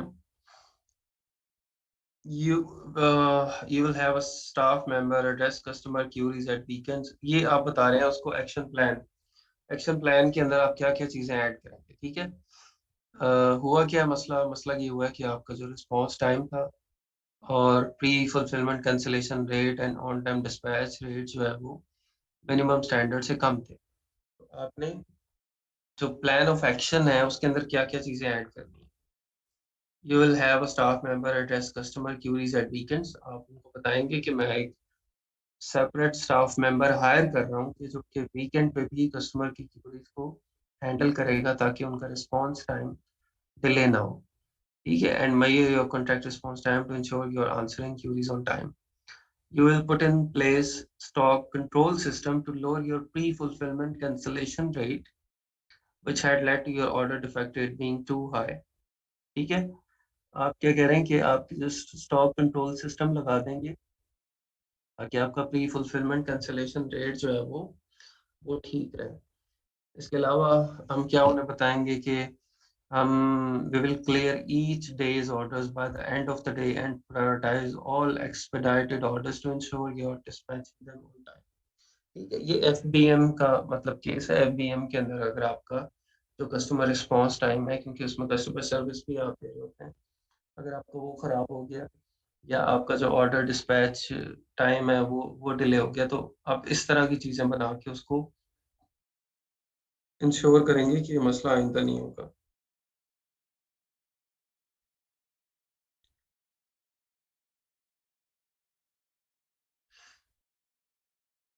अच्छा जी, अगर वो कहता है कि आपने सेलिंग पॉलिसीज़ को वायोलेट किया है हमारी, ठीक है? For example, if this is due to improper solicitation of feedback or abusive communication to your customer, your action plan could be, इसके अंदर हम क्या कह सकते हैं उन्हें कि हमने we have reviewed all customer communication and identify occurrences of the improper communication and identify customer service representative who has been reprimanded for their behavior. All staff are now being retrained on how they should communicate with the customer. यहाँ पे आप ये भी कह सकते हैं कि हमने उस communication officer को उस कस्टमर सर्विस रिप्रेजेंटेटिव को हमने टर्मिनेट कर दिए, ये उसका टर्मिनेशन लेटर हम साथ अटैच कर रहे हैं, ठीक है? तो हमेशा इस केस में ना इस तरह का जो भी केस बनेगा, एक बड़ा अच्छा आपको मैं बताता हूँ कि आपने कोई ना कोई या तो बंदा फारिग कर देना है या आपने किसी कंपनी अगर आपकी जो प्रोडक्ट है उसके अंदर मसला आ गया है, कोई स्टॉक के अंदर मसला आ गया, तो आपने कोई कंपनी जिसके साथ आपने कॉन्ट्रैक्ट किया हुआ था, आपने उस कंपनी के साथ कॉन्ट्रैक्ट खत्म कर देना है, उनको वो लेटर दे देना है या कस्टमर सर्विस का या कोई मतलब ह्यूमन की तरफ से आपके अकाउंट में कोई मसला हुआ है, तो आपने अपने पास एम्प्लॉयज़ जो है वो उसका डेटाबेस रखना है और आपने उनको बताना है कि ये एम्प्लॉय था हमारा, एम्प्लॉय से गलती हुई है, हमने इस एम्प्लॉय को टर्मिनेट कर दिया है और ये उसका टर्मिनेशन लेटर भी हम आपको साथ दे रहे हैं, ठीक है? आइंदा ये गलती नहीं होगी, हमने ट्रेन्ड स्टाफ हायर किया है और जो हमारा अवेलेबल स्टाफ है हमने उसको भी इसके ऊपर स्पेसिफिकली ट्रेन कर दिया, ठीक है? एक ये चीज़ है और दूसरा जब अकाउंट हम बनाते हैं, तो उसके अंदर आपने 4-5 चाइल्ड अकाउंट्स लाज़मी बना लेने हैं, ठीक है? 4-5 चाइल्ड अकाउंट्स बना लेने हैं, ठीक है? और वो चाइल्ड अकाउंट्स से क्या फ़ायदा होगा कि वो चाइल्ड अकाउंट्स यूज़ भी करते रहें, ये ना हो कि वो मतलब बना लें और वो यूज़ ना होते हों। चाइल्ड अकाउंट थोड़े बहुत यूज़ भी होते हैं। तो उसमें हम सिंपली कोई भी अगर गलती हो जाती है, कोई मसला हो जाता है, कल को हम अमेज़न को कह सकते हैं कि ये हमारा एम्प्लॉयी था, उसका ये चाइल्ड अकाउंट था और उसने ये मसला किया। एम्प्लॉयी को हमने फ़ारिग कर दिया, उसका चाइल्ड अकाउंट भी हमने डिलीट कर दिया, आप अकाउंट में देख सकते हैं। ठीक है? एक रीज़न आप ये बना सकते हैं। तो चाइल्ड अकाउंट्स आपके एक्टिव होना बहुत ज़रूरी है, चलते रहें। ठीक है? अच्छा एग्ज़ाम्पल 3 बता रहा है कि सेलिंग रिस्ट्रिक्टेड प्रोडक्ट्स, अगर आप रिस्ट्रिक्टेड प्रोडक्ट बेचते हुए पकड़े गए हैं, काउंटरफीट आइटम थी आपकी, 2 नंबर चीज़ें थी, ठीक है? और कस्टमर ने रिफंड माँग लिया। आपने कस्टमर को कहा कि आप प्रोडक्ट रिटर्न कर दें और फिर कस्टमर ने कंप्लेंट कर दी है और आपका अमेज़न अकाउंट सस्पेंड हो गया फ्रॉडुलेंट और काउंटरफीट गुड्स की वजह से, तो फिर आप क्या करें? आप क्या करेंगे? हम कहेंगे कि changing supplier with this incident you have lost confidence in your current supplier and you are changing to a well-known reputable distributor of goods. हमने सप्लायर को फ़ारिग कर दिया है, चेंज कर दिया है, वो बंदा ही 2 नंबर था। हमें अब 1 नंबर डिस्ट्रीब्यूटर मिल गया है, 1 नंबर सप्लायर मिल गया, उसके साथ हम काम करेंगे और आइंदा इस तरह का मसला नहीं होगा। दूसरा हम क्या कहेंगे कि हम एक्शन प्लान के अंदर लिखेंगे कि हम सप्लायर के साथ रिव्यू कर रहे हैं, पुराने सप्लायर के साथ कि काउंटरफीट प्रोडक्ट सप्लाई चेन में किस तरह से आई। जब हमारा उसके साथ कॉन्ट्रैक्ट नहीं है कि वो हमें काउंटरफीट प्रोडक्ट दे, हम 1 नंबर चीज़ों में काम करते हैं, तो वो सप्लाई चेन के अंदर काउंटरफीट प्रोडक्ट कहाँ से आई, उसको रिव्यू कर रहे हैं, उसको ढूँढ रहे हैं, ठीक है? और जो हमारे पास जितनी भी रिसीप्ट्स हैं, हम उन सबको इंस्पेक्ट कर रहे हैं कि वो जेन्युइन है और प्रोडक्ट्स जेन्युइन है। हम एक-एक प्रोडक्ट जो अवेलेबल स्टॉक है, उसको हम चेक कर रहे हैं, ठीक है? और इसके अलावा हम प्रोडक्ट डिस्क्रिप्शंस को भी चेक कर रहे हैं कि वो सारी जो क्राइटेरिया है उन प्रोडक्ट्स का, उनकी ऑथेंटिसिटी वो जेन्युइन है या नहीं है। तो इस तरह की चीज़ें आप इसके अंदर लिखेंगे। They're not hard and fast कि आपने यही चीज़ें लिखनी है, लेकिन I am just giving you an idea कि इस तरह का अगर मसला आ जाए तो हाउ टू रिस्पॉन्ड है। हम उसके अंदर क्या-क्या बहाने बना सकते हैं, क्या-क्या वजूहात हैं जो हम उनको बता सकते हैं कि इस वजह से ये मसला आया है, ठीक है? और आता भी देखें अगर काउंटरफीट प्रोडक्ट का या रिस्ट्रिक्टेड प्रोडक्ट का मसला आता है, तो किसकी वजह से आता है? हम तो नहीं बेचते हैं ना 2 नंबर चीज़, हमें तो पता है कि हम इस तरह की अगर कोई 2 नंबर चीज़ बेचेंगे, तो उसका नुकसान क्या होगा? हमें हमारा अकाउंट सस्पेंड होगा, तो मतलब एक सेलर तो कभी भी नहीं बेच रहा होता, वो नहीं चाहता बेचना। गलती कहाँ से होती है? आपका सप्लायर, डिस्ट्रीब्यूटर कोई बीच में डाल दे, तो वो उसकी गलती है ना, ठीक है? तो उसको फिर आपने जस्टिफाई करना है। किस-किस तरह से हम उसको जस्टिफाई कर सकते हैं, ये वो चीज़ें हैं। अच्छा जी, 4th स्टेप क्या है? आप अपने प्लान ऑफ एक्शन के साथ उसको सबमिट करवाएँगे अमेज़न को। ये सबमिट कहाँ पे होती है? जहाँ पे आपको परफॉर्मेंस नोटिफ़िकेशन आते हैं ना, ठीक है? आपके अमेज़न अकाउंट के अंदर किधर गया? एक मिनट मैं आपको परफॉर्मेंस नोटिफ़िकेशन दिखा देता हूँ।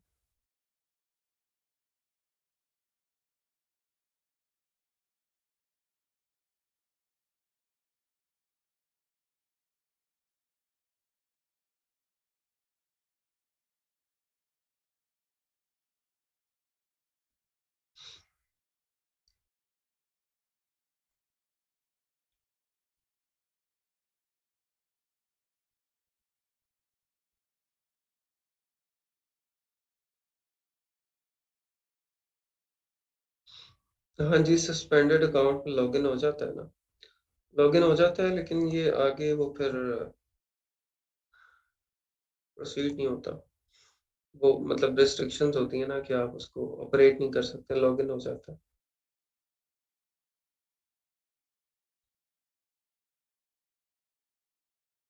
ठीक है, ये आपका परफॉर्मेंस नोटिफ़िकेशन यहाँ पे होते हैं। ठीक है, तो जो भी आपको आएगी कोई डिटेल कि आपका ये मसला चल रहा है अमेज़न की तरफ से, वो यहाँ पे आएगा। ठीक है? यहाँ पे आपको एक नोटिफ़िकेशन आ जाएगा, तो इसको आपने चेक करते रहना है और आपको ईमेल भी आ जाती है साथ ही। जब ये आपका परफॉर्मेंस नोटिफ़िकेशन होता है, साथ ही आपको ईमेल आ जाती है कि आपको ये परफॉर्मेंस नोटिफ़िकेशन ये रिसीव हुआ है।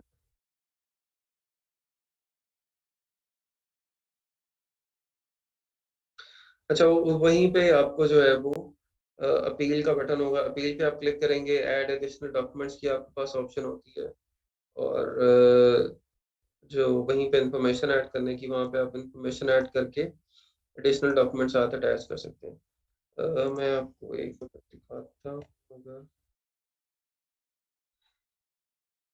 लॉगिन हो जाए तो एक सस्पेंडेड अकाउंट।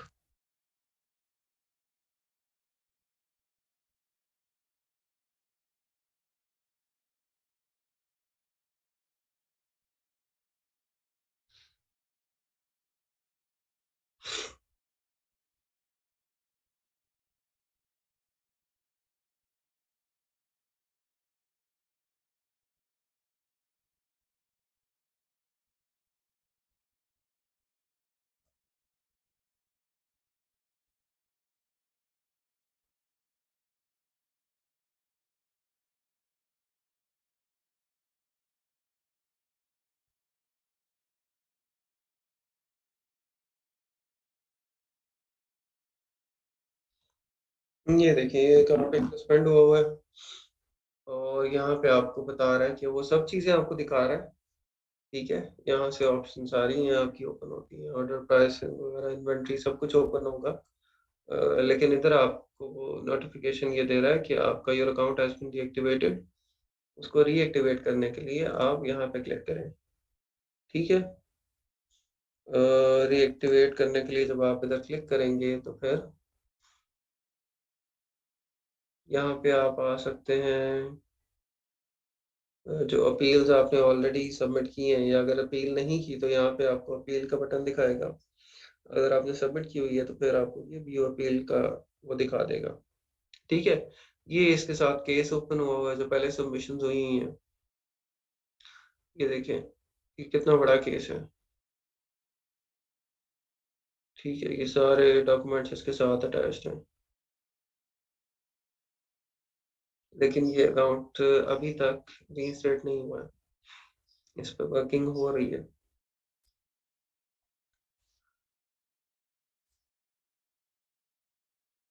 तो इस तरह से ये केस चलता है अमेज़न के साथ। अच्छा, ये देखिए, ये बड़ा जनरल सा नोटिफिकेशन आता है आपको, ये इसका, we receive your submission but do not have enough information to reactivate your account. अच्छा, वो ये नहीं बताते आपको कि हम किस इंफॉर्मेशन की बात कर रहे हैं। वो कहेंगे we do not have enough information to reactivate your account. अब वो इंफॉर्मेशन क्या है जो आपने देनी है उसको रीएक्टिवेट करने के लिए, उसके लिए आपको दिमाग खपाना पड़ेगा। ठीक है, तो बता रहे हैं, you have not sent us sufficient information that we previously requested from you to address our concerns with your account.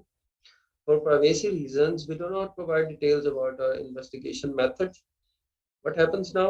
Your account will remain deactivated and we may not respond to further emails about this issue. You can see your balance and statement information in the payment section of our seller center. If you have questions about those, please write to payments@amazon.com. ठीक है, तो ये है मसला इसका कि ये आपको बताएंगे नहीं। अच्छा, इसका भी बेहतरीन हल है, वो है कॉल।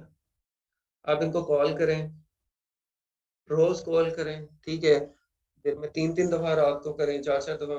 यूएस है तो यूएस में तो रात भी कर सकते हैं। कॉल करके इनका दिमाग खाएं।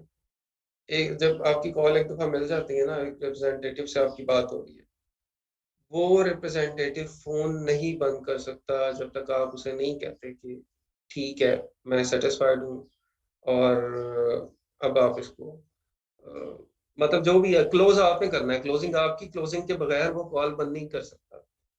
ठीक है, तो आप उसका जितना दिमाग खा सकते हैं आप उसका दिमाग खाएं। ठीक है, वहां से वो कुछ ना कुछ आपको क्लू दे देगा कि आपका मसला एक्चुअली किस तरह से रिजॉल्व हो सकता है और है क्या। लेकिन ये रिटर्न में, नोटिफिकेशन के अंदर, ईमेल्स में आपको एग्जैक्ट इंफॉर्मेशन जो है ना ये नहीं प्रोवाइड करते। ठीक है, लेकिन कॉल के ऊपर आप उगलवा लेते हैं बंदे से किसी ना किसी तरह से। ठीक है, लेकिन यहाँ पे आपको ये एग्जैक्ट इंफॉर्मेशन प्रोवाइड नहीं करेंगे कि मसला है क्या। कॉल का मेथड वही है वो जो मैंने आपको बताया था। एक तो वो मेथड है, और दूसरा मेथड एक और है, वो मैं आपको दिखा देता हूँ।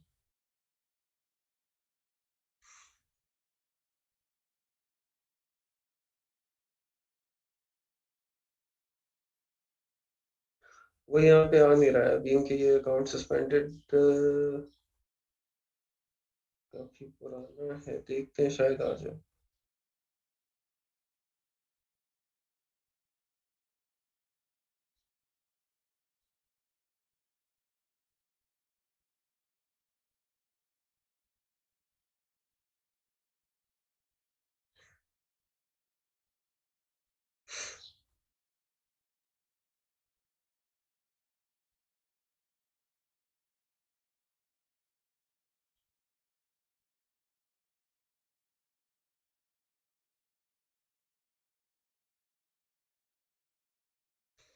यहाँ पे जो ऑलरेडी केस लॉग्स है ना, वहां पे जब जब आप इसको एक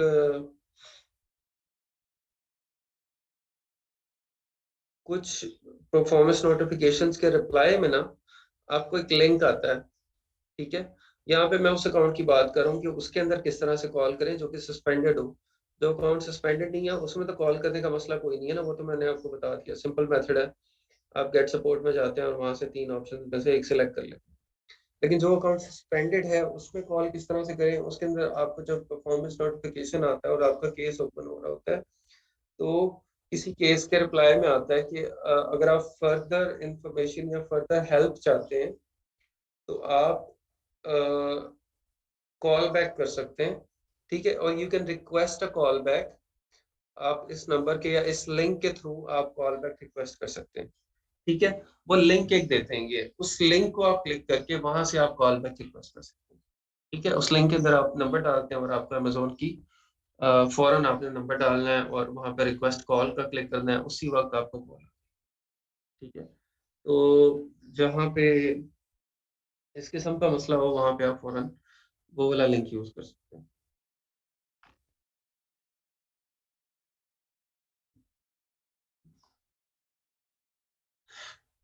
अच्छा जी, इसके अलावा ये एक टेम्पलेट है, ठीक है? कि आपने जो स्ट्रक्चर क्या रखना है अपने केस का।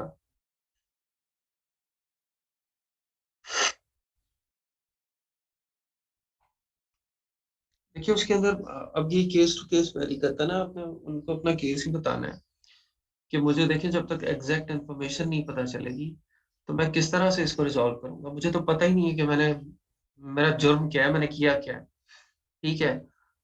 जैसे अगर ये केस है तो उनको बताएँ कि मेरी इनवॉइसेज़ जेन्युइन है, मेरी प्रोडक्ट ऑथेंटिक है, मेरा डिस्ट्रीब्यूटर ऑथेंटिक है, ठीक है? तो फिर किस तरह से सस्पेंशन आ सकती है या किस तरह से कंप्लेंट आ सकती है? मुझे स्पेसिफिकली इसको थोड़ा-सा स्पेसिफिक करके बताएँ। बस आपने उसको स्पेसिफिक करते-करते अपना आइडिया लेना है कि असल इश्यू है क्या? ठीक है? और हमेशा आप जब भी रिप्लाई बनाएँ या केस बनाएँ, तो without talking to them case नहीं बनाना। पहले उनसे बात करके एक्चुअल वजह का पता करके फिर केस बनाना है और फिर केस पुट अप करना है। और ये चीज़ एक और मैं आपको बता दूँ कि आपका जो अकाउंट होता है, उसपे आप जितनी ज़्यादा अपील्स करते हैं और जितने ज़्यादा उनको लेटर्स लिखते जाते हैं ना, उतनी और वो उसको रिजेक्ट करते जाते हैं, उतनी प्रोबेबिलिटी कम होती जाती है आपके अकाउंट रीइंस्टेट होने की, ठीक है? और अकाउंट के सस्पेंड होने के बाद 30 दिन के अंदर मैक्सिमम चांस होते हैं कि वो रीइंस्टेट हो जाए। 60 डेज़ में उससे कम हो जाते हैं, 180 डेज़ में उससे कम हो जाते हैं और 1 साल के बाद आप समझें तकरीबन ख़त्म ही हो जाते हैं कि वो फिर अकाउंट रीइंस्टेट नहीं हो सकता, ठीक है? बहुत रेयर है कि हो जाए कोई। तो जितना ज़्यादा आप डिले करेंगे क्योंकि अमेज़न को भी लगता है ना कि ये सेलर्स के पास ऑलरेडी मल्टीपल अकाउंट्स होते हैं, वो कहते हैं सीरियस ही नहीं है, अकाउंट इसका सस्पेंड हो गया है, ये अपना कोई और अकाउंट चला रहा है तो सस्पेंड ही रहने दें, क्या करना है रीइंस्टेट करके। इसने बड़ा कोई अच्छा काम किया है इस अकाउंट के ऊपर। तो जितना पहले महीने के अंदर-अंदर ही आपको एग्रेसिव होना है but with the right strategy, अन्यथा एग्रेसिव नहीं होना, ठीक है? देखिए, आपकी पहली अपील ही सारी डिटेल बेशक आप 1 हफ्ता ले लें, 10 दिन ले लें, 15 दिन ले लें, लेकिन उस 15 दिन के अंदर आप मसले की जड़ तक पहुँचने के बाद, सारी डॉक्यूमेंटेशन इकट्ठी करने के बाद, वैलिड रीज़न बनाने के बाद फिर अपील करो, ठीक है? लेकिन ये कि फ़ौरन दूसरे दिन ही अपील कर दें आप और आपको जस्टिफ़िकेशन ठीक ना हो, तो वो उसको रिजेक्ट करेंगे, फिर आप दोबारा अपील करेंगे, वो फिर रिजेक्ट करेंगे। 3-4 दफ़ा इस तरह से हो जाए तो उतना ही केस डिफ़िकल्ट हो जाता है। जितना ज़्यादा आप अपील्स करते हैं और वो रिजेक्ट होते जाते हैं। ठीक है, अच्छा ये फॉर्मेट मैं आपको दिखा रहा था। ये फॉर्मेट किस चीज़ का है कि अगर आपकी जो प्रोडक्ट है वो यूज़्ड कंडीशन में चली गई है और वो आप सेल उसको न्यू में कर रहे हैं, ठीक है? अच्छा सबसे पहले तो आपने रेफ़रेंस देना है कि आपने इसका सिर्फ़ फॉर्मेट देखना है, बाकी आप टेक्स्ट छोड़ दें क्या है, फॉर्मेट इसको उसको अंडरस्टैंड करें। सबसे पहले आप रेफ़रेंस देंगे कि मेरे इस एसएन का मसला है जो कि उसके ऊपर ये मसला है, ये रीज़न है सस्पेंशन का, ठीक है? ये करते हुए मैं पकड़ा गया हूँ और ये मेरा एसिन है, उसके ऊपर ये वक़ूअ पेश आया है, ठीक है? एफआईआर की आपने कभी कॉपी पढ़ी हो किसी ने, तो वो किस तरह का होता है, तो वो उसी तरह आपने करना है, भई ये मसला था, ये वक़ूअ पेश आया है, ये मौका-ए वारदात था, ठीक है? सबसे पहले आपने वो बता देना है और उसके बाद आपने बताना है कि मुझे पता चल गया है कि अमेज़न जो है वो इस तरह की अगर प्रोडक्ट क्वालिटी की कंप्लेंट हो उसको बड़ा सीरियसली लेता है और इसीलिए मैं अपना प्लान ऑफ एक्शन जो है वो आपको इस इश्यू को एड्रेस करने के लिए मैं वो बताना चाह रहा हूँ। ठीक है? उसके बाद आप बता दें सबसे पहले बताएँ कि कंप्लेंट आई क्यों? ठीक है? कंप्लेंट आई क्यों? उसके अंदर आप बताएँ कि ये जो एसिन था उसके अंदर ये प्रोडक्ट थी, उसमें ये मसला था या मेरा सप्लायर जो था वो सप्लायर ने कोई नया ऑर्डर किया था, उसके अंदर से कुछ प्रोडक्ट्स जो थी वो गलत निकल आई थी और इवन क्वालिटी चेक भी करवाया, लेकिन फिर भी वो क्वालिटी चेक में से भी नहीं निकल सकी और अमेज़न के वेयरहाउस में चली गई और वो कस्टमर तक पहुँच गई, ठीक है? जिसका हमें बहुत ज़्यादा अफ़सोस है। अच्छा, इसके अंदर भी ना 2 चीज़ें हैं। एक तो ये कि कुछ चीज़ें इस तरह की हैं कि जिसके अंदर आप नहीं बच सकते हैं, तो उसमें आप फ़ौरन अपनी गलती को एक्सेप्ट करें, ठीक है? अपनी गलती को एक्सेप्ट करें और एक्सेप्ट करने के बाद आइंदा के लिए जो प्रिवेंटिव मेजर्स हैं और आपका जो फ्यूचर प्लान है that should be very, very strong. अगर आप गलती एक्सेप्ट कर रहे हैं, तो फिर आपकी फ्यूचर लाइन ऑफ एक्शन बहुत ज़्यादा स्ट्रॉन्ग होनी चाहिए, ठीक है? और अगर आप गलती को एक्सेप्ट नहीं कर रहे हैं, आप कह रहे हैं कि अमेज़न ने ये गलत सस्पेंशन लगाई है या गलत काम किया है, तो फिर आपकी जस्टिफिकेशन बहुत ज़्यादा स्ट्रॉन्ग होनी चाहिए, ठीक है? लेकिन मोस्ट ऑफ द टाइम्स अ, गलती हमारे एंड से होती है, तो बेहतर ये है कि उसको एक्सेप्ट करके और आगे जो फ्यूचर लाइन ऑफ एक्शन है, वो अच्छा उसको बता दिया जाए। ठीक है? यहाँ पे क्योंकि ये प्रोडक्ट रिटर्न रिलेटेड है, तो वो सारा उसने वो दिया हुआ है। ठीक है? लेकिन यहाँ से फॉर्मेट जो स्ट्रक्चर आपने देखना है। पहले आपने ये बता देना है व्हाट कॉज़ द प्रॉब्लम और what I have done to resolve the complaints. ठीक है? क्या-क्या एक्शन आपने ले लिए हैं और what I will do to prevent similar complaints in the future. ठीक है? ये 3 चीज़ें हैं बेसिकली। ये 3 चीज़ों के ऊपर आपकी ये जो केस है वो मुश्तमिल है। ठीक है? I believe that my plan of action sufficiently address the issue and I am looking forward to have my offer reinstated। अच्छा, ये मैं आप लोगों को 1 मिनट सेंड भी कर देता हूँ। शेयरिंग इसको सस्पेंशन अपील गाइड।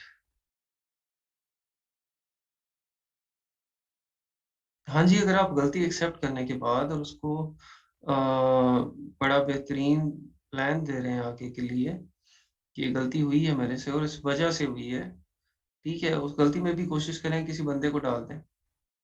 ठीक है, कोई बंदा डाल के ये उसकी गलती थी और उसके साथ हमने ये कर दिया, आइंदा ये नहीं होगी और इस वजह से नहीं होगी क्योंकि हम ये काम करने जा रहे हैं, ठीक है? हम ये काम करने जा रहे हैं, इस वजह से ये आइंदा नहीं होगी, ठीक है? उसकी स्ट्रॉन्ग जस्टिफिकेशन आप दें। तो ये मैंने यहाँ पे चैट में आप लोगों को भेज दिया, आप लोग इसको यहाँ से डाउनलोड भी कर सकते हैं अपने पास।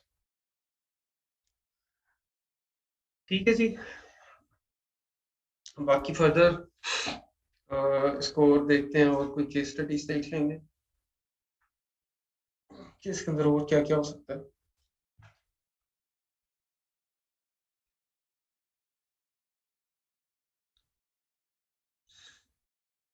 बल्कि आप लोग भी इसके अंदर थोड़ी-सी वर्किंग करके लाएँ। अ, बेशक इसको ग्रुप वाइज़ कर लें या कोई थोड़ी-सी वर्किंग कर लें, कोई एक-एक केस स्टडी ढूँढ के लाएँ सारे, कि ये अकाउंट सस्पेंशन का केस था और ये इसकी अपील बनाई गई और इस अपील के ऊपर ये रीइंस्टेट हुआ। है ये पॉसिबल, कर सकते हैं आप लोग?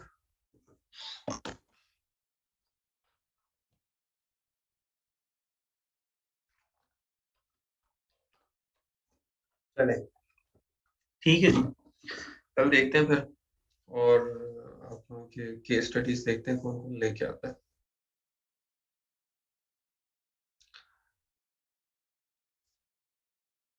टेम्पलेट ये मैंने कर दिया है ऊपर, डाउनलोड नहीं हो रहा आप लोगों से? मैंने तो यहाँ क्लिक टू ओपन किया है, मेरा ओपन हो गया।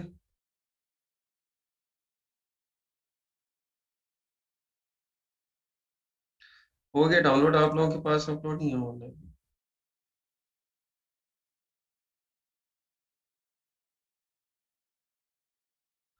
लोकेशन चेंज करें, location find in folder, open file. चलें इसको मैं उधर भी कर देता हूँ, ग्रुप में भी कर देता हूँ।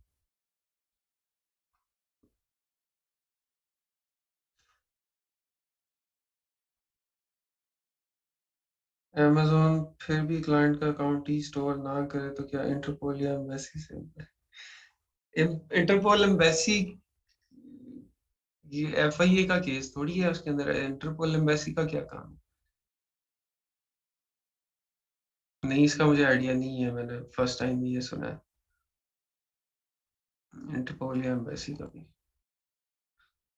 उसका नहीं है कोई ताल्लुक। चले ठीक है जी, इंशाल्लाह कल मुलाकात होती है आप लोगों से। अल्लाह हाफिज, अस्सलाम वालेकुम, अल्लाह हाफिज, अल्लाह हाफिज।